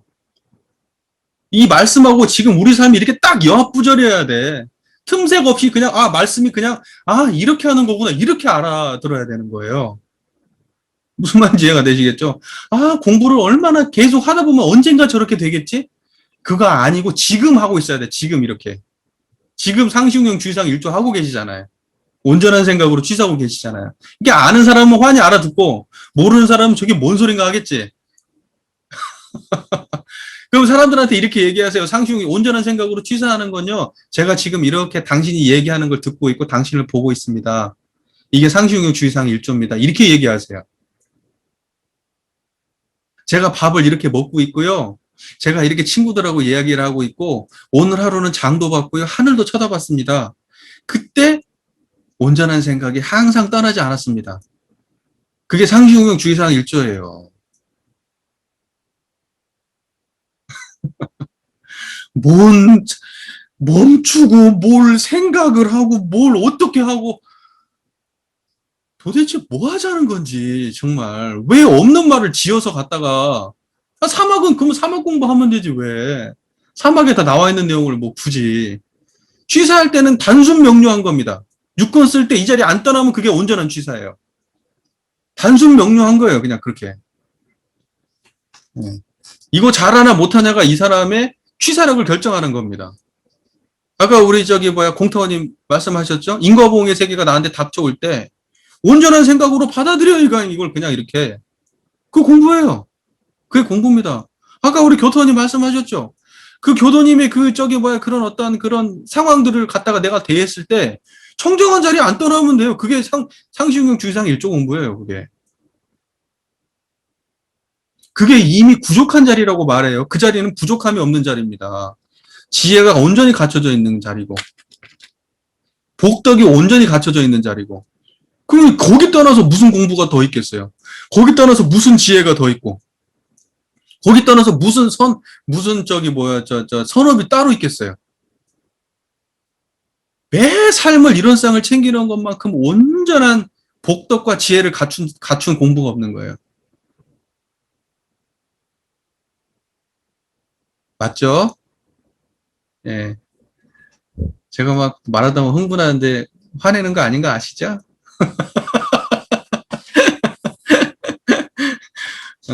저의 이런 모습을 싫어하시는 분들이 의외로 좀 있어요. 그분들한테 너무 미안해. 본의 아니게 마음을 너무 힘들게 해드려서. 생긴 게 이런데 어쩌겠어, 내가. 악의는 없습니다, 악의는. 네, 악의는 없어요. 자, 그리고 두 번째 볼까요? 응용하기 전에 응용의 형세를 보아 미리 연마하기를 주의할 것이요. 이건 사리연구 공부라고 말씀하셨죠. 2조, 3조, 4조는 사리연구 공부라고 말씀하셨어요. 그렇게 말씀하셨습니다. 자, 응용하기 전에 응용의 형세를 보아 미리 연마하기를 주의할 것이요. 재밌는 얘기, 정산종사님 본문 얘기를 한번 보여드릴까요?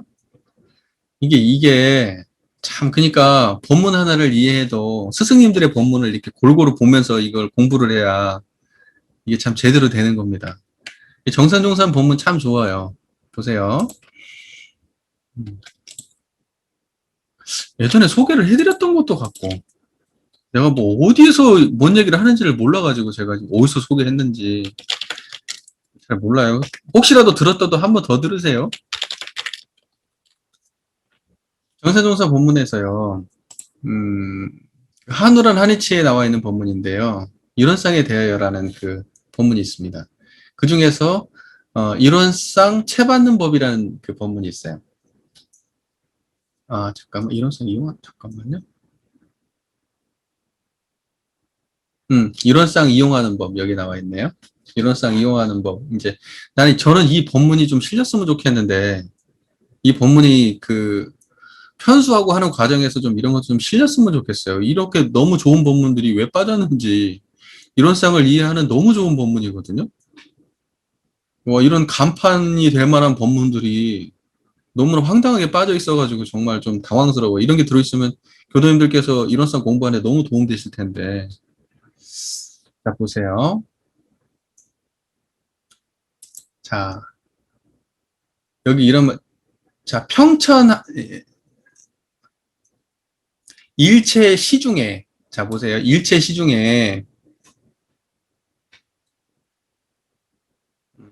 그러니까 뭐냐면, 어느 상황에 닥쳤을 때도 항상 성성불매하여, 항상 밝고 밝아서 매하지 않는다. 이 말이에요. 성성불매라는 말은 항상 밝고 밝아서 매하지 않는 성성불매하여 천만경계를 응용할 때 오직 자주의 정신하에 무루의 취사를 하여야 할지니 자주의 정신하에 이게 자주라는 건 뭐냐면 이 청정한 이 자리를 말하는 거예요. 정신 수양할 때 자주역을 얻는다 할 때 이 분별성과 주착심이 없는 자리가 이게 자주의 힘이 자리예요. 그러니까 이 자주의 정신하에 이 마음자리에 의해서 무르의 취사를 하여야 할지니 우리가 매일 일기를 하고 유무념을 대조하는 것이 다 이에 대한 실행 과정이 되는 바. 전부 다 우리가 유무념을 한다는 것도 결국은 뭐냐면 이 무르의 이론상의 자리를 계속 대조하고 챙기는 공부라는 말이에요. 자, 그 일부의 실경을 들어 말하자면, 실제를 들어서 말하자면, 응용하기 전에 응용의 형세를 보아서 미리 연마하는 것은 이 대도에 어긋나지 않기를 연마하는 것이요. 그때 이 대도가 뭐죠? 이론상 자리를 말하는 거예요. 이론상 자리. 이걸 갖다가 이 대도 이렇게 표현하신 거예요. 왜냐하면 제목이 이론상 이용하는 법이에요. 이론상 이용하는 법이고 이 대도에 라는 말을 썼을 때 이 대도는 이론상 자리를 말하는 겁니다. 그러니까 응용의 형세를 보아서 미리 연마하는 것은 이 대도에 어긋나지 않기를 연마하는 것이요. 아까 두 번째 우리가 나올 때 응용하기 전에 응용의 형세를 보라 미리 연마하기를 주의할 것이요 하는 것은 뭐죠? 이 이론상의 자리에 어긋나지 않기를 연마하는 거다. 이렇게 말씀하시는 거예요. 육근을 작용하기 전에. 육근을 쓰기 전에 항상 우리가 이 자리를 떠나지 않고 이 자리를 내가 이런 말이에요. 그러니까 우리가 어떤 상황이 닥쳤는데 항상 내가 그 상황만 닥치면은 이 자리를 놓쳐버려. 예를 들면 시어머니 우리 경준이 말씀하신 시어머니 경계가 있어. 내가 그때는 이 자리를 자꾸 놓쳐버려. 그때만 되면 그러면 응용하기 전에 응용의 형세를 보아 미리 연마하기를 주의하라는 말은 뭐냐면 내가 항상 이러한 상황들에 대해서 놓치고 살지. 내가 이럴 때는 또 좋아서 놓치고 이럴 때는 싫어서 놓치고 이렇게 놓치고 살지. 그걸 자기가 환히 알아서 그 상황에 그 마음을 더 챙기는 거예요.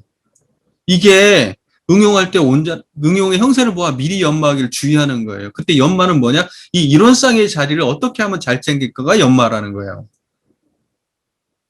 그렇게 돼 있는 거예요. 지금 이 말씀에 정산정사의 말씀에 응용의 형세를 보아서 미리 연마하는 것은 이 대도에 어긋나지 않기를 연마하는 것이요. 응용할 때 온전한 생각으로 취사하기를 주의하는 것은 이 대도에 어긋나지 않기를 취사하는 것이요. 응용한 후에 즉시 대조하기를 주의하는 것은 또한 이 대도에 어긋나지 아니하였는가를 조사한 것이니. 전부 다 이론상 얘기예요. 그러니까 뭐냐면 그 다음에 이와 같이 줌이란 공부로서 시종이 여의라면 자연 중 모든 일이 점점 골라맞아서 사사처처에 항상 이론을 떠나지 아니하고 필경 만선이 경비하는 성공을 만선이라는 것은 그 모든 작업지사라는 게 뭐죠? 선은 취하고 악은 버리는 거잖아요. 그때 만선이라는 것은 선이 가득 찼다 이 말이에요. 선이 가득 찼다. 그러니까 정의행으로 가득 찼다 이런 뜻이에요. 그게 만선이 겸비한단 말이에요. 그래서 성공을 성취할 거다. 이렇게 정산용사 본문 말씀 나와요. 무슨 말인지 이해가 잘 되세요? 그러니까 이론상의 입장에서 상식용 주의사항도 바라볼 줄 알아야 되는 겁니다. 이게 단지 그냥 생멸경계로 이해하면 안 돼요. 이론상의 입장에서 이 상식용 주의사항을 바라볼 줄 알아야 돼요. 자, 그러면 응용하기 전에 응용의 형세를 보아 미리 연마하기를 주의할 것이요. 이것은 뭐냐면 이론상의 자리를 미리 잘 연마하고 이 자리를 갖다가 드러내고 그래서 내가 평소에 놓치고 사는 그 경계에도 이 자리를 응용할 수 있도록 미리 연마하는 거예요. 그리고 응용하는 그 상황이 됐어. 응용하는 상황이 되면 이 자리를 놓치지 않기 위해서 계속 그 마음자리로 그 응용을 하고 그 다음에 그 응용이 끝난 다음에는 뭐죠? 이 대도, 이론상의 자리를 다시 반조해서 내가 그때 이 자리를 왜 못 챙겼을까? 내가 이때 그 자리를 놓쳤구나 하고 다시 그 마음을 반조하는 거예요. 그게 상식용 주의사항의 핵심적인 말씀인 거예요. 핵심적인 말씀이란 말이죠.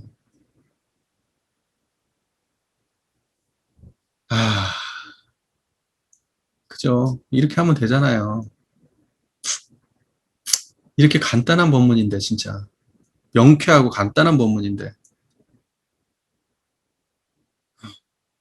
자, 보세요. 3조 볼게요. 노는 시간이 있고 보면 경전법규 연습하기를 주의할 것이요. 사리연구 공부라고 말씀하셨죠? 노는 시간에는 경전법규 연습해야지 다른 거 하지 말고 그 시간에 제일로 가치 있게 쓰는 시간이 뭐냐? 경전법규 연습이겠지 뭐겠어요. 경전독기 연습을 많이 해야지 그게 이론상의 자리도 밝아지고 시비에도 밝아지고 정의부리도 밝아지겠죠. 음. 제가 이렇게 우리 교도님들께 뭐 이렇게 질문하면 뭐 답변을 드리고 하는데 제가 그 모든 걸 뭐 다 알아서 다 경험해서 아니에요. 그냥 경전 공부를 꾸준히 하다 보면 그냥 그와 합당한 이야기들이 나와요, 이렇게. 그러니까 경전 공부를 하지 않고 갑자기 이렇게 뭐 될 리가 없지 않겠어요? 그게 갑자기 무슨 뭐 제가 하늘에서 뚝 떨어졌어요? 그렇게 될 일이 없잖아요. 대종사님도 하늘에서 뚝 떨어진 거 아니에요. 당신께서 치열하게 자기 삶 속에서 수행에 대해서, 신앙에 대해서, 관계에 대해서 오만 그 연말을 많이 하신 거예요. 그래서 그게 다 지혜가 되고 삶 속에서 응용이 되고 하는 거죠. 갑자기 나오지 않아요. 예, 그러니까 삶을 항상 공부로 살아야 되는 겁니다. 대종사처럼 강요라는 표현은 좀 그렇고 강조를 많이 하시는 성자도 드물어요. 대종사께서는 공부하라고 하셔요. 계속 공부하래. 공부하래. 근데 도학 공부만 하라고 하신 게 아니에요. 어떤 공부든지 하여튼 공부하래요. 이해가 잘 되시죠? 예. 그러니까 상시에 정기에 배웠던 경전 공부 있잖아요. 우리가 경전 강연을 연불자성 경전 강호 회화 의도 성리 여기가 성리 정길 여기가 이제 사리연구 작업지사 사리연구 공부 거기 있죠. 그러니까 그때 배웠던 걸 가지고 어때요? 삶 속에서 자기가 공부해 보는 거예요. 이제 상시에 나와서 이해가 되시죠? 그때 공부를 안 했는데 갑자기 경전 공부를 할 수 있어요? 경전에 대해서 지금 어느 정도 이해가 되시니까 정전 보면 좀 이해도 되고 그러지. 갑자기 스스로 알아서 해야 하고 상시만 공부하면 돼. 그러고 상시에 열심히 공부해 보세요. 되나 그게? 누구한테 특별히 배우지도 않고 갑자기 경전 펴놓고 정전 공부해 보세요. 그게 되나? 이러는 언어도단에 입정 쳐요 하는 순간 딱 이게 뭔 소리죠? 그다음부터 짹짹 넘기기가 싫어지지. 그러니까는 경전 공부를 해야 되는 거예요. 정기 때. 그렇지 않고 상시 때 무슨 공부를 한단 말입니까? 기껏해야 우리가 할 수 있는 공부라는 게 사경하는 거 아니에요? 근데 재미있는 얘기 하나 해드려요. 내가 이런 얘기하면 사경하시는 분 기분 나쁠지 모르겠지만 사경 공부가 우리 교리에 어디 있어요? 정기훈련 과목에 사경 공부 들어있습니까? 자, 사경이라고 하는 것은 경전 공부예요. 경전 공부. 경전 공부의 하나의 방법이지. 무슨 말인지 이해되시죠? 사경이라는 건 없어. 쓰는 방식으로 공부하라고는 안 나와 있어. 그걸 뺏겨 쓰는 거라고. 옛날에요, 그 인쇄술이 발달하고 하지 않았을 때요, 경전 하나로 뺏기는 거 있죠. 이 책을 하나를 두 개로 만드는, 이건 굉장히 큰 공덕이에요. 엄청난 공덕이에요. 부처님의 말씀 하나를 더 만들어서 누군가가 이걸 공부할 수 있게 해주는 거. 엄청 공덕이에요. 그래서 그 사경이라고 하는 것 자체가 굉장히 공덕 쌓는 일이에요, 사실은. 과거에는. 근데 쓰는 것 자체가 공부는 아니에요. 그걸 쓰면서 그 부처님의 말씀을 새기는 거지. 어디에? 마음에. 종이에다가 쓰는 것 자체가 의미가 없어, 그건. 뺏겨서 옮기는 게 뭐 그렇게 의미가 있겠어요. 그걸 쓰면서 내가 마음속에 새기는 게 의미가 있는 거지. 우리 여기 계신 교도님들, 그래서 제가 우리 교타원님 처음에 막 사경하는데 하지 말라고 내가 그랬거든. 처음에 왔는데 우리 교타원님이 사경을 막 거기 막 랭킹에 있는 분이었어요. 막 안 빼놓고 매일 사경가지고 하셨던 분이에요. 그랬는데 이거 교타원님한테 그거 하지 말라고 뭐 하려고 그거 하시냐고. 그거 하는 것보다는 그냥 더 열심히 그 경전을 보고 마음에 새기고 다시 또 보고 새기고 이게 더 공부적으로 효과가 더 있습니다. 왜냐면 그 사경을 막 랭킹 순위 매기냐고 열심히 치고 나면 아무것도 안 남아. 그냥 지나가고 끝이야. 그냥 그 쓰는 거에만 목적이 있어가지고. 그러니까 의도는 알고 내가 그걸 진짜로 새기려고 마음 먹고 쓰는 건 상관없어. 그건 진짜 큰 공부를 하시는 거예요. 경전 공부의 하나 방식이니까 그건 문제가 되지 않지만 그냥 베끼는 건 좀 생각해 보셔야 돼. 그게 과연 사리 공부 방법인가? 대종사님도 그렇게 하라고 말씀 안 하셨어. 없잖아. 없으니까 하지 마라 이런 말은 아니에요. 없으니까 하지 마라 이런 말은 아니에요. 뭐 행선이 없으니까 뭐 행선하지 말라는 거야? 그런 건 아니야. 그런 건 아니지만 본인은 알고 공부해야 된다. 사경 공부는 사리연구 공부고 그러므로 사리연구가 훈련되도록 공부하는 방식으로 그렇게 조금을 공부하도록 그렇게 하는 게 합리적이다. 하지 말라는 얘기 아니에요. 무슨 말인지 이해되시죠? 자, 그리고 4. 경전법규 연습하기를 대강 마친 사람은 의두연마하기를 주의할 것이요. 의두연마도 사리연구 훈련 과목이라고 우리 공부 배웠죠. 의두연마, 의두성리, 그 사리연구 훈련 과목이죠. 그러니까는 의두는 언제 하냐? 경전법규 연습하기를 대강 마친 다음에. 그러니까 뭐냐면 이론상 공부를 하더라도 의두 성리 연마를 갖다가 하더라도 내가 아는 게 있어야 뭔 의두 연마를 할 거 아닙니까? 아니 뭐 법문을 대해서 아는 게 있어야 또 모르는 게 있어야 의두 연마를 하죠. 일단은 경전 공부를 해보면 내가 뭘 알고 뭘 모르는지 알 거 아닙니까? 근데 경전 공부 안 해보세요. 내가 뭘 아는지도 모르고 뭘 모르는지도 몰라요. 의두 연마 할 수가 없어요. 그러면 경전법규를 연습을 잘한 사람은 경전에 나와 있는 내용으로 1차적으로 의두연마를 하겠지만 경전 공부를 안 하고 그냥 생활 속에서 나와 있는 일로만 의두연마를 공부한다? 그럼 뭐 얼마나 깊이 있는 공부가 될까요? 솔직히 말해서. 그래서 경전 공부가 1차적으로 필요한 거예요. 1차적으로. 그러니까 경전법규 연습이 안 됐는데 갑자기 삶 속에서 일어나는 그러한 일들이 지혜롭게 이해가 돼요? 그게? 안 돼요. 안 돼. 안 된다니까. 자기가 해왔던 버릇대로 자기 이익대로 자기의 이익이 되는 방식대로 자기 편한 방식대로만 공부하는 거지 거기에서 벗어날 수가 없어요. 우리는 공부는 결국 나를 만족하기 나의 어떤 욕망을 만족하기 위한 게 공부가 아니라 나의 욕망을 자유롭게 다루기 위한 게 공부거든요. 욕망을 버릴 수 없어요. 우리는 욕망을 떠나서 못 사니까. 욕망을 버린다는 것은 망상이에요. 망상. 무슨 어디 욕망을 떠나서 우리가 어떻게 삽니까?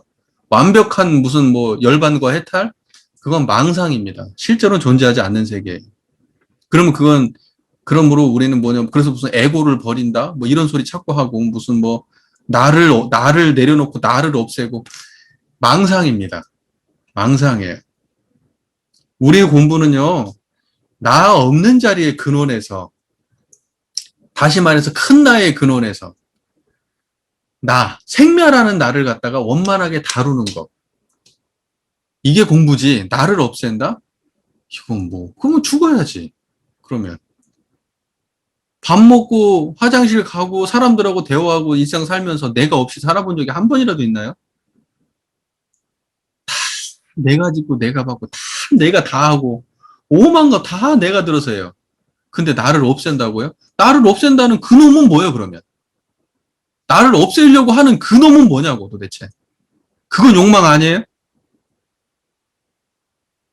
내가 있어가지고 고통스러우니까 나를 없애야 된대. 그러면 고통도 사라질 거래. 그렇게 생각하는 그 놈은 뭐야, 도대체? 나가 없어져도 그 놈은 있을 거 아니에요? 정신 차려야 돼요. 정신 차려야 돼. 무슨 에고가 어쩌고 저쩌고 이런 사람들 전부 다 사이비예요. 에고를 없앤다는 둥 이런 소리 하는 사람들. 에고는 없애는 게 아니라 다루는 겁니다. 잘 다루는 거예요. 그 말 이해되시죠? 에고는 없애는 게 아니라 어떻게 한다고요? 잘 다루는 겁니다. 그러려고 공부하는 거예요. 인과보응의 세계를 다룬다는 게 그게 뭔데요, 그게? 그게 에고를 다루는 연습하는 거예요. 그러지 에고를 없애는 공부가 아닙니다. 삼천포입니다. 이거 원불교하고 완전히 다른 길이에요. 그러니까 말이 자꾸 샜는데요. 경전법규가 끝나지 않고서는 내가 뭘 알고 뭘 모르는지도 모르고 내가 일상 속에서 사는 삶과 성자들이 하는 삶이 어떻게 다른지도 판단이 안 되기 때문에 의두연마 자체가 걸리지도 않고 할 수도 없어요. 그리고 평소에 의심나는 거라고 하더라도 그건 법에 맞는 의심이 아니야. 그건 평소에 그냥 내 인생에 그냥 꼬여서 잘 안 풀려서 어떻게 하면 잘 돼볼까 하는 거 그거 좀 풀어보려고 무당한테 가서 물어보고 똑똑한 사람한테 가서 물어보고 하는 정도지 그게 무슨 사리연구 공부가 되겠어요. 그리고 사리연구 공부는 근원적으로 대소유무와 시비해가 드러나지 않으면 사리연구 공부가 아닙니다. 대소유무와 시비해가 밝아지는 게 사리연구 공부지 무슨 뭐 어떠한 상황에서 어떻게 하면 내가 마음이 편해질까 이거 사리연구 공부 아니에요. 이해 잘 되셔요? 마음 편해질까? 어떻게 하면 행복해질까? 이거 사리연구 공부 아니에요. 그거 사리연구 공부라고 하기에도 민망해. 그냥 어디 한 구석 정도에 있겠지. 그렇게 하면 좋아지겠지. 행복도 올 거고, 평안도 올 거고, 다 오겠지. 하지만 그게 전부는 아니에요. 떡고물 정도 돼요. 떡고물 정도 돼. 이해가 되시죠? 행복을 위해서 사령 공부하지 마십시오. 우리 경전은 무슨 행복을 위해서 우리 뭐 대종사님의 법문은 우리 인세중생을 행복한 세계, 행복 아니에요. 말 똑바로 해야지. 행복이란 말이 어디가 나와 도대체 우리. 교리에 나오는데 몇 군데 안 나와요. 손가락에 꼽아. 거의 나오지 않아요. 행복이 그렇게 중심이면 행복이란 말이 꽉 차 있어야지. 정전에 행복이란 말 나와요? 제발 좀 행복이란 말 좀 하지 맙시다. 그러니까 사람들이 망상 속에 사는 거예요. 인과를 자꾸 거스르려고 하는 거고 행복을 추구하니까. 실제는 인과지 행복이 아니야. 실제는 아픔이고 실제는 괴로움이고 이것이 진짜지. 그래서 모든 성자들이 현실을 있는 그대로 바라본 거예요. 야, 행복이 어딨냐? 고통이다. 이 고통에서 벗어나는 거, 이게 공부다. 이렇게 말하는 거지. 대동사께서는 그것만 공부가 아니고 이 고통을 이용해서 이 세상을 낙원 만들자. 이게 대동사고. 그러지 무슨 행복이라는 말이 정전에 어디가 나오는데 자꾸 행복이라는 말 쓰는지를 모르겠어. 행복은 인간의 욕망을 갖다가 극대화한 거예요. 제가 예전에 말씀드렸죠. 우리가 살고 있는 이 사바세계가 왜 이렇게 괴롭냐? 행복을 추구하는 사람들이 넘쳐나서 이렇게 괴로운 거예요. 행복을 추구하는 사람들이 넘쳐나서. 너도 나도 행복 추구한다고 전부 다 똑같은 직장에 달라들고 똑같이 돈 많이 벌어야 된다고 생각하고 똑같이 예뻐야 된다고 생각하고 똑같이 건강해야 된다고 생각하고 전부 다 그렇게 행복하다고 생각하니까 행복에 미친 사람들이 전부 다 그걸 추구하는 거예요. 그러면 거기에서 대부분의 사람들은 소외돼. 특별한 놈들만 살아남고. 그러면 그 사람은 거기서 끝나요? 안 끝나. 또 지네들끼리 또 경쟁해. 그러니까 행복 얘기 하지 마시라고. 그냥 12회가 밝아지고 12회를 밝게 취사하고 정행을 하고 그걸 행복이라면 행복 삼으셔. 그게 행복이라면 그걸 행복으로 삼으셔야지. 행복이라고 하는 무엇을 저기다 상정해 놓고 조건을 맞춰가지고 행복이 도달하면 행복이다. 이거 아니에요.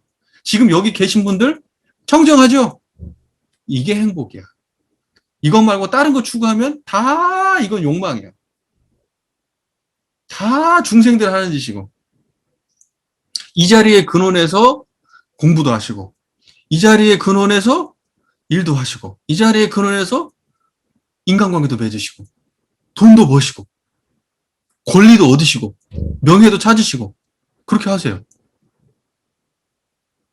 그러면 이게 행복이요. 이게 원만한 행복이고. 이 자리 떠나면은 행복 없어요. 아시겠죠?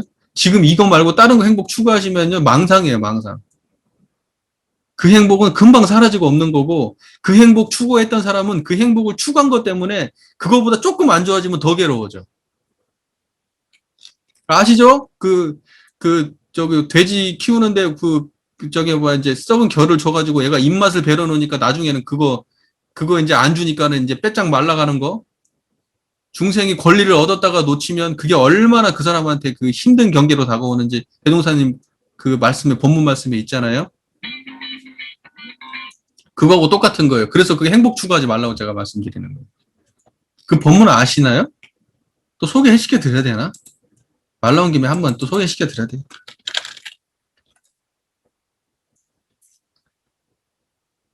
자, 보세요. 대종경 인도품 27장 말씀이에요. 제가 읽어드릴게요. 한번 들어보세요. 제가 행복 추구하지 말라는 이유가 여기 있어요. 대종사 산업부에 가시니 목장의 돼지가 퍽 야위였는지라 그 연유를 물으심에 이동하니 사려기를 금년 장마에 약간의 상한 보리를 사료로 주는 동안에는 살이 날마다 불어오르더니, 그러니까 상한 보리가 돼지한테는 맛있는 음식이었던가 보죠. 네. 저는 처음에 이게 이해가 안 됐어요. 상한 보리를 줬는데 왜 그러지? 이해가 안 됐어. 얼마 전부터 다시 결을 주기 시작하였sap더니 그동안 습관들인 구미를 졸지에 고치지 못하여 잘 먹지 아니하고 저 모양으로 점점 야위어 가나이다. 대종사 말씀하시길 이것이 곧 산경전이로다. 잘 살던 사람이 졸지에 가난해져서 받는 고통이라. 잘 살던 사람 행복 추구했던 사람이에요. 그게 행복했던 사람이라고요. 그 다음에 권세 잡았던 사람이 졸지에 위를 잃고 받는 고통이 이와 다를 것이 없으리라. 권세 잡았던 사람은 행복했겠지. 그러나 그게 영원하지 않아. 그러므로 예로부터 성현들은 모두 이 인간 부귀를 심상시한다는 건 뭐냐면 중요하게 생각하지 않는다는 거예요. 심상이 간과한다 이 말은 뭐냐면 그냥 대수롭지 않은 일로 생각한다는 거예요. 관심이 없어. 대수롭지 않아. 그런 일들. 무슨 돈 많고 부귀, 영화, 권세에 관심 없어. 심상시하여 부귀가 온다고 그다지 기뻐하지도 아니하고 부귀가 간다고 그다지 근심하지도 아니하였나니 옛날 순임금은 밥 갈고 질그릇 굽는 천역을 하던 사람으로서 천자의 위를 받았으나 거기에 조금도 넘치심이 없으셨고 석가세존께서는 돌아오는 왕위도 버리시고 유성 출가하였으나 거기에 조금도 애착됨이 없으셨나니 이분들의 부귀에 대한 태도가 그 얼마나 단박하였으며 고락을 초월하는 힘 이런 쌍짜리 말이죠 이게 고락을 초월하는 힘이 그 얼마나 장하였는가.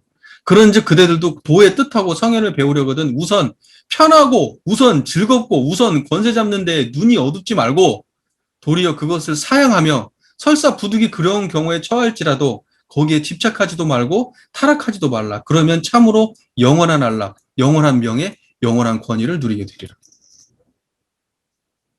명백한 말씀이잖아요. 지금 우리가 하고 있는 짓이 뭔데요? 우리가 전부 다 돈 많이 벌겠다고, 명예 얻겠다고, 좋은 직장 가겠다고, 좋은 학교 다니겠다고, 다른 사람보다 예뻐 보이겠다고 그 난리 치고 있는데 그게 영원해요? 성자들이 하는 짓은 뭐라고요? 성자들이 하시는 일은 뭐라고요? 심상이 간과해요. 그런 것들은. 온다고 좋아하지도 않고요. 간다고 슬퍼하지도 않아. 이렇게 공부해야지. 무슨 수행하고 무슨 신앙하는 이유가 무슨 행복이라고 말하면 어떡합니까? 예? 이거하고 뭐가 다릅니까? 권세를 쫓고 돈을 쫓는 거하고 종교에 와가지고 수행을 통해서 행복을 찾겠다는 거하고 뭐가 다르냐고. 종류만 다르지 똑같은 짓을 하고 있는 겁니다. 종교에서도. 그러니 제가 항상 말씀드리는 거예요. 종교가 천박해지고 있다, 진짜로. 수행이 천박해지고 있다. 이걸 보고 종교 세속주의라고 하는 거예요. 종교 세속주의.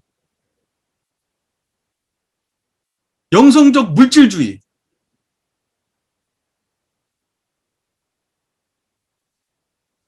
이런 것을 선전을 해가지고 막 행복하다. 여기 들어오면 행복하다, 행복하다 해가지고 이거 선전해서 들어온 사람들이 전부 다 물질의 노예가 돼가지고 여기에서 불행을 만나게 되면 못 견디고 나가는 거예요. 무슨 말인지 아시겠죠? 아니, 종교를 얻었는데 내 인생이 왜 이렇게 안 풀려? 여기가 아닌가 보다. 석가모니 부처님을 믿는 게 조금 더 낫겠지. 거기도 안 되면, 예수님이 좀 센가? 예수님한테 가고.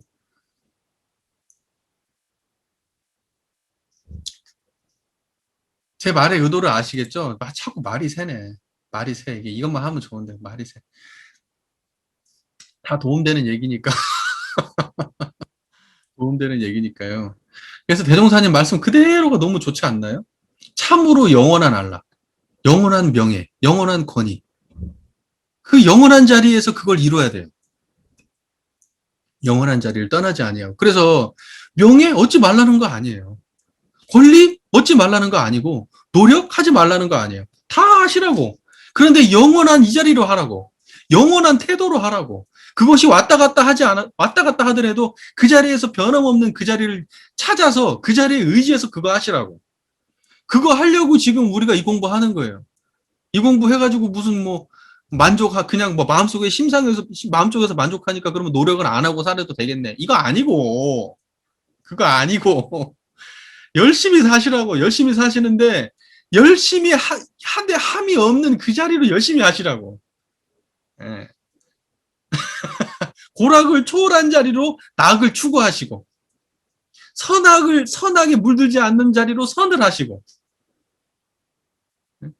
명예에 물들지 않는 자리로 명예를 추구하시고, 부귀에 물들지 않는 자리로 부귀와 빈부귀천에 물들지 않는 자리로 부귀함을 추구하시라고요. 하지 말라는 거 아니고. 잘 이해되셨어요? 예. 자꾸 오늘 말이 좀 샜습니다. 사람이 항상 컨디션이 일정하지는 않는 법이니까. 우리 교수님 자꾸 오늘 딴소리 하네. 이해해 주세요. 자, 다섯 번째, 속반후 살림에 대한 일이 있으면 다 마치고 잠자기 전 남은 시간이나 또는 새벽에 정신을 수양하기 위하여 연불과 자살하기를 주의할 것이요. 연불자선은 정신수양.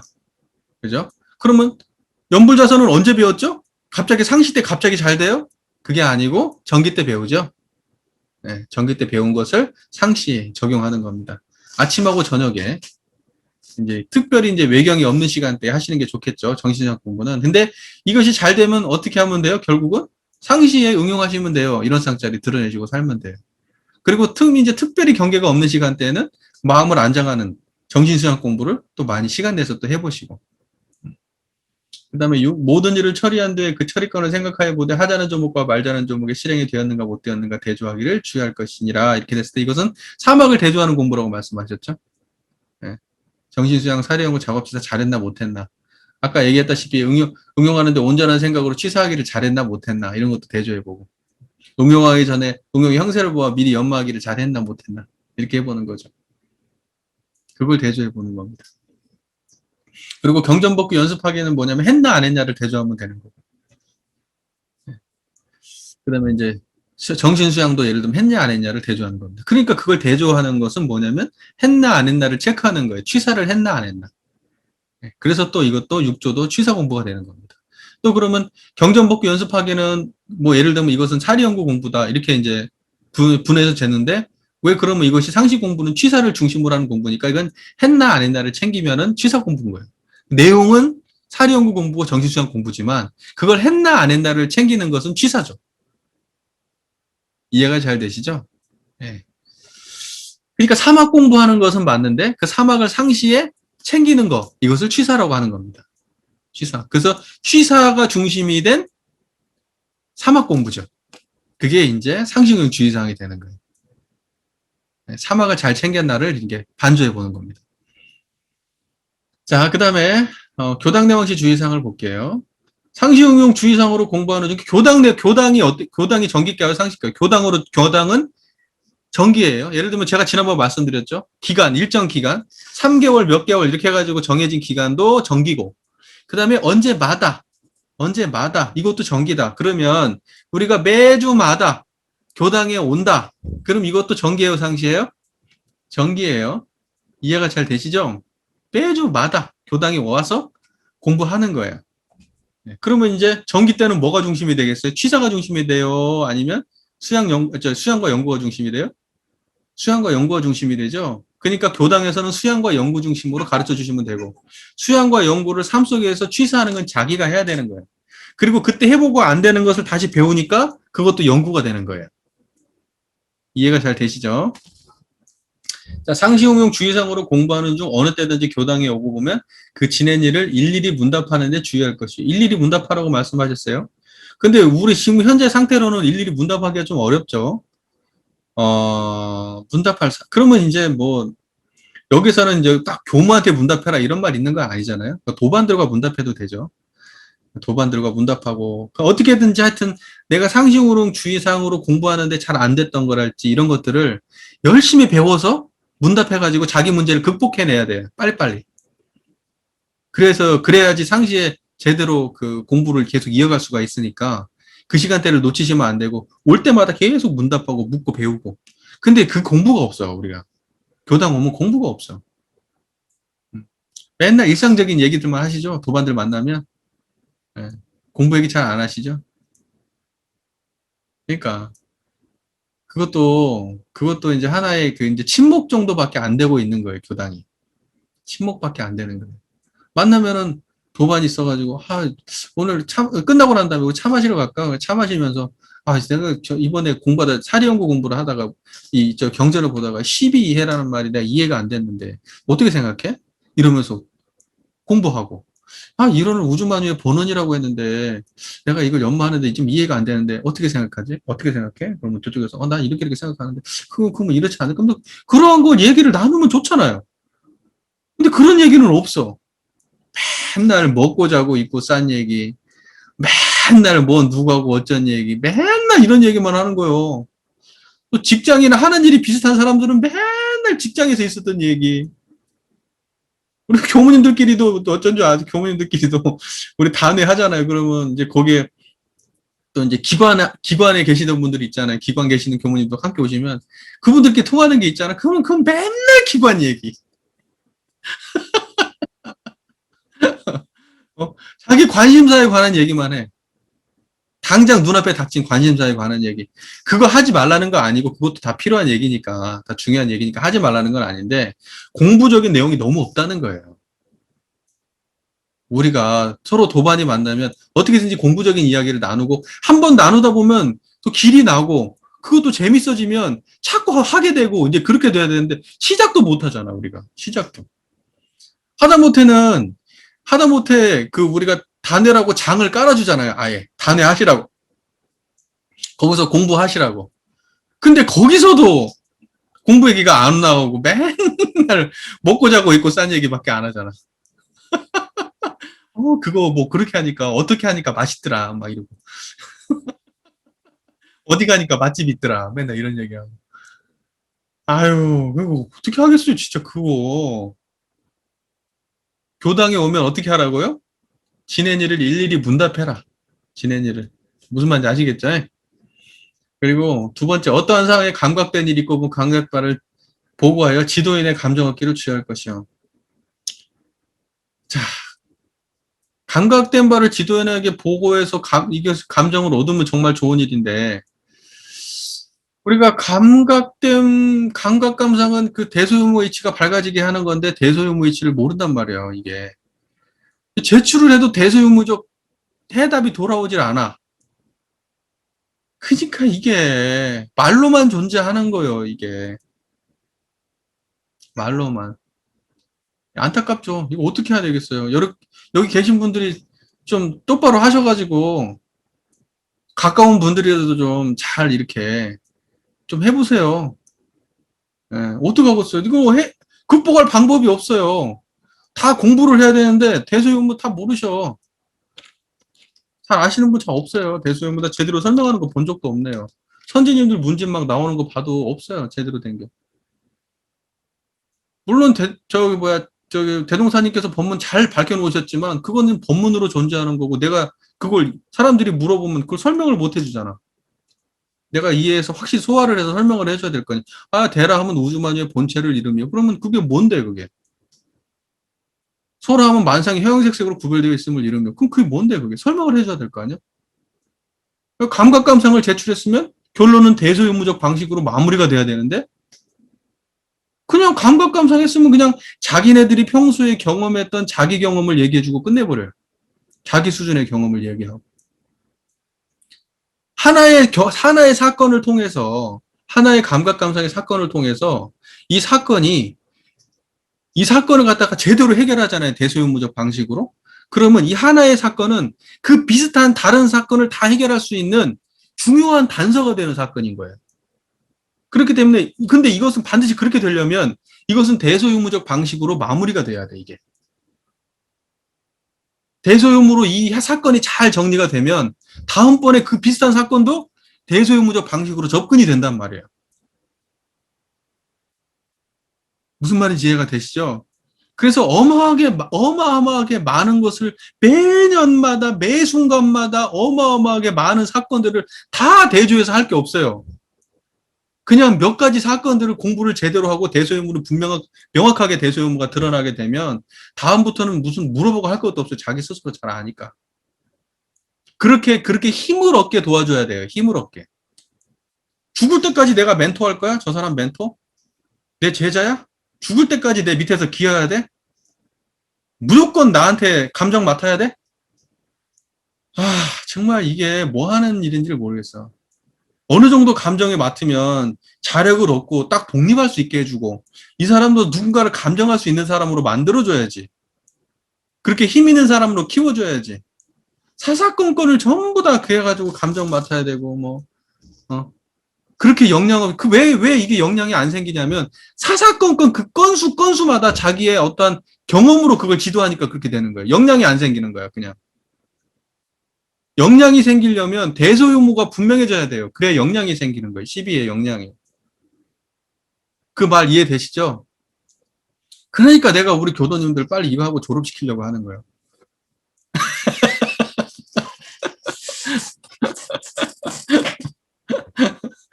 예? 스스로가 역량을 키우셔야 됩니다. 스스로가 역량이 크셔야 돼요. 예, 그러지 누구한테 의지되고 우리가 대종사님의 제자로 대종사님의 제자들로 우뚝 서셔야 돼요. 홀로. 대종사님의 제자지 우리가 지금 뭐 누구의 제자요. 우리는 다 대종사님 제자지. 예. 다 도반이고 다 대종사님 제자고 여긴 그냥 사형사제에만 존재하는 거예요. 하나의 스승이고 하나의 스승 밑에 존재하는 형님 동생만 있는 거예요. 형님 동생만. 조금 잘하는 사람이고 못하는 사람이 있지. 전부 다 대종사 제자지 우리가. 이 안에서 왜 또 스승이 있어야 돼? 스승 없어도 돼. 내가 볼 때. 사형사제만 있으면 돼. 도반만 있으면 되고.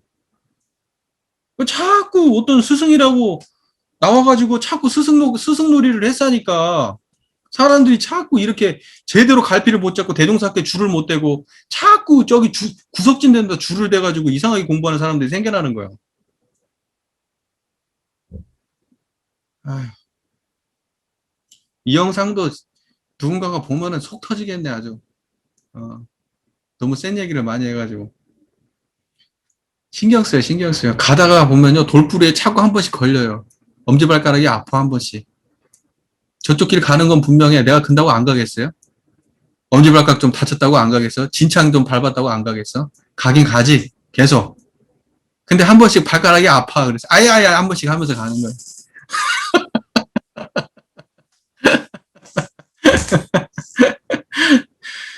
자, 이해가 잘 되시죠? 네, 그리고 어떠한 상황에 특별히 의심나는 일이 있고 보면 그 의심된 바를 제추해 지도인에게 해오었기를 주의할 것이요.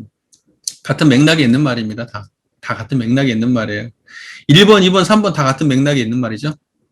네. 그러니까 뭐냐면 교당은 상시 중에서도 교당 내왕치 주의사항은 상시하는 가운데에도 정기예요. 상시하는 가운데도 정기고 정기의 특징은 정신수양과 사리연구고 사리연구는 뭐냐면 문답 감정 해오를 얻는 거예요. 그런 방식으로 이루어지는 게 교당인 겁니다. 이해가 되시죠? 그러면 거기에서 이제 교무님이 될 수도 있고 거기에 도반이 될 수도 있고 항상 공부하는 분위기가 되는 교당이 된다면 이게 이루어지는 거고 이제 공부가 없으면은 의미가 없는 조항이죠, 이거. 의미가 없는 조항이고 한번 지금 다니시는 교당의 분위기도 생각해 보시고 만약에 그렇지 않다면 그렇게 공부 분위기를 이렇게 이끌어 가셨으면 좋겠어요. 여기 공부하시는 분들이. 네, 그렇게 좀 선도해서 공부하는 분위기로 교당을 잘 이렇게 이끌어갔으면 좋겠습니다. 그 다음에 4. 매년 선기에는 선비를 미리 준비하여 가지고 선원에 입사해 전문 공부하기를 주의할 것이요. 뭐 더 얘기할 거 없겠죠.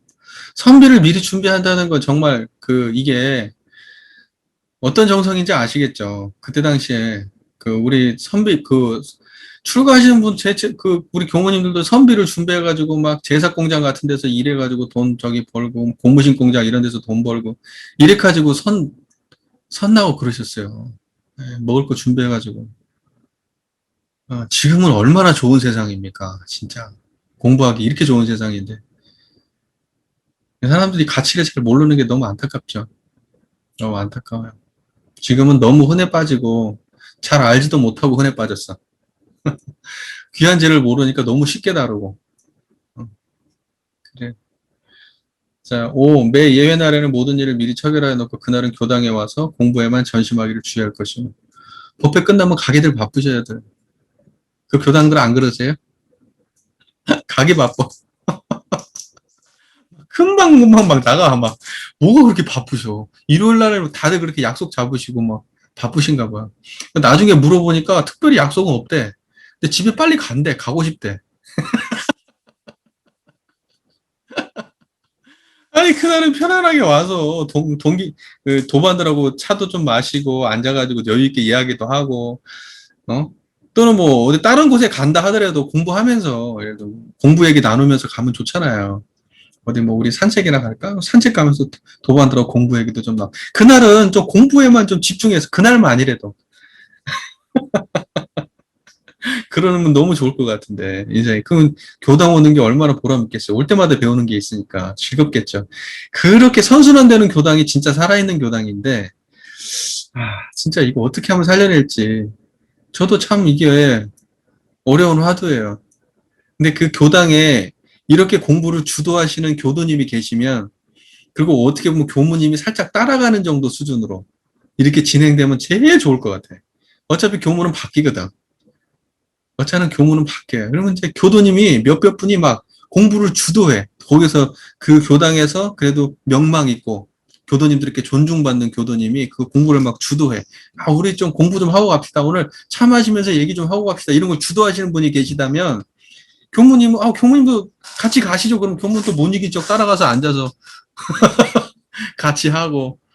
그리고 교무님은 나중에 이제 뭐 임기 돼서 떠나면 또 다른 분이 오더라도 그 제가 교도님들이 주축이 돼서 공부를 이끌어가기 때문에 문제가 안 될 거 아니에요.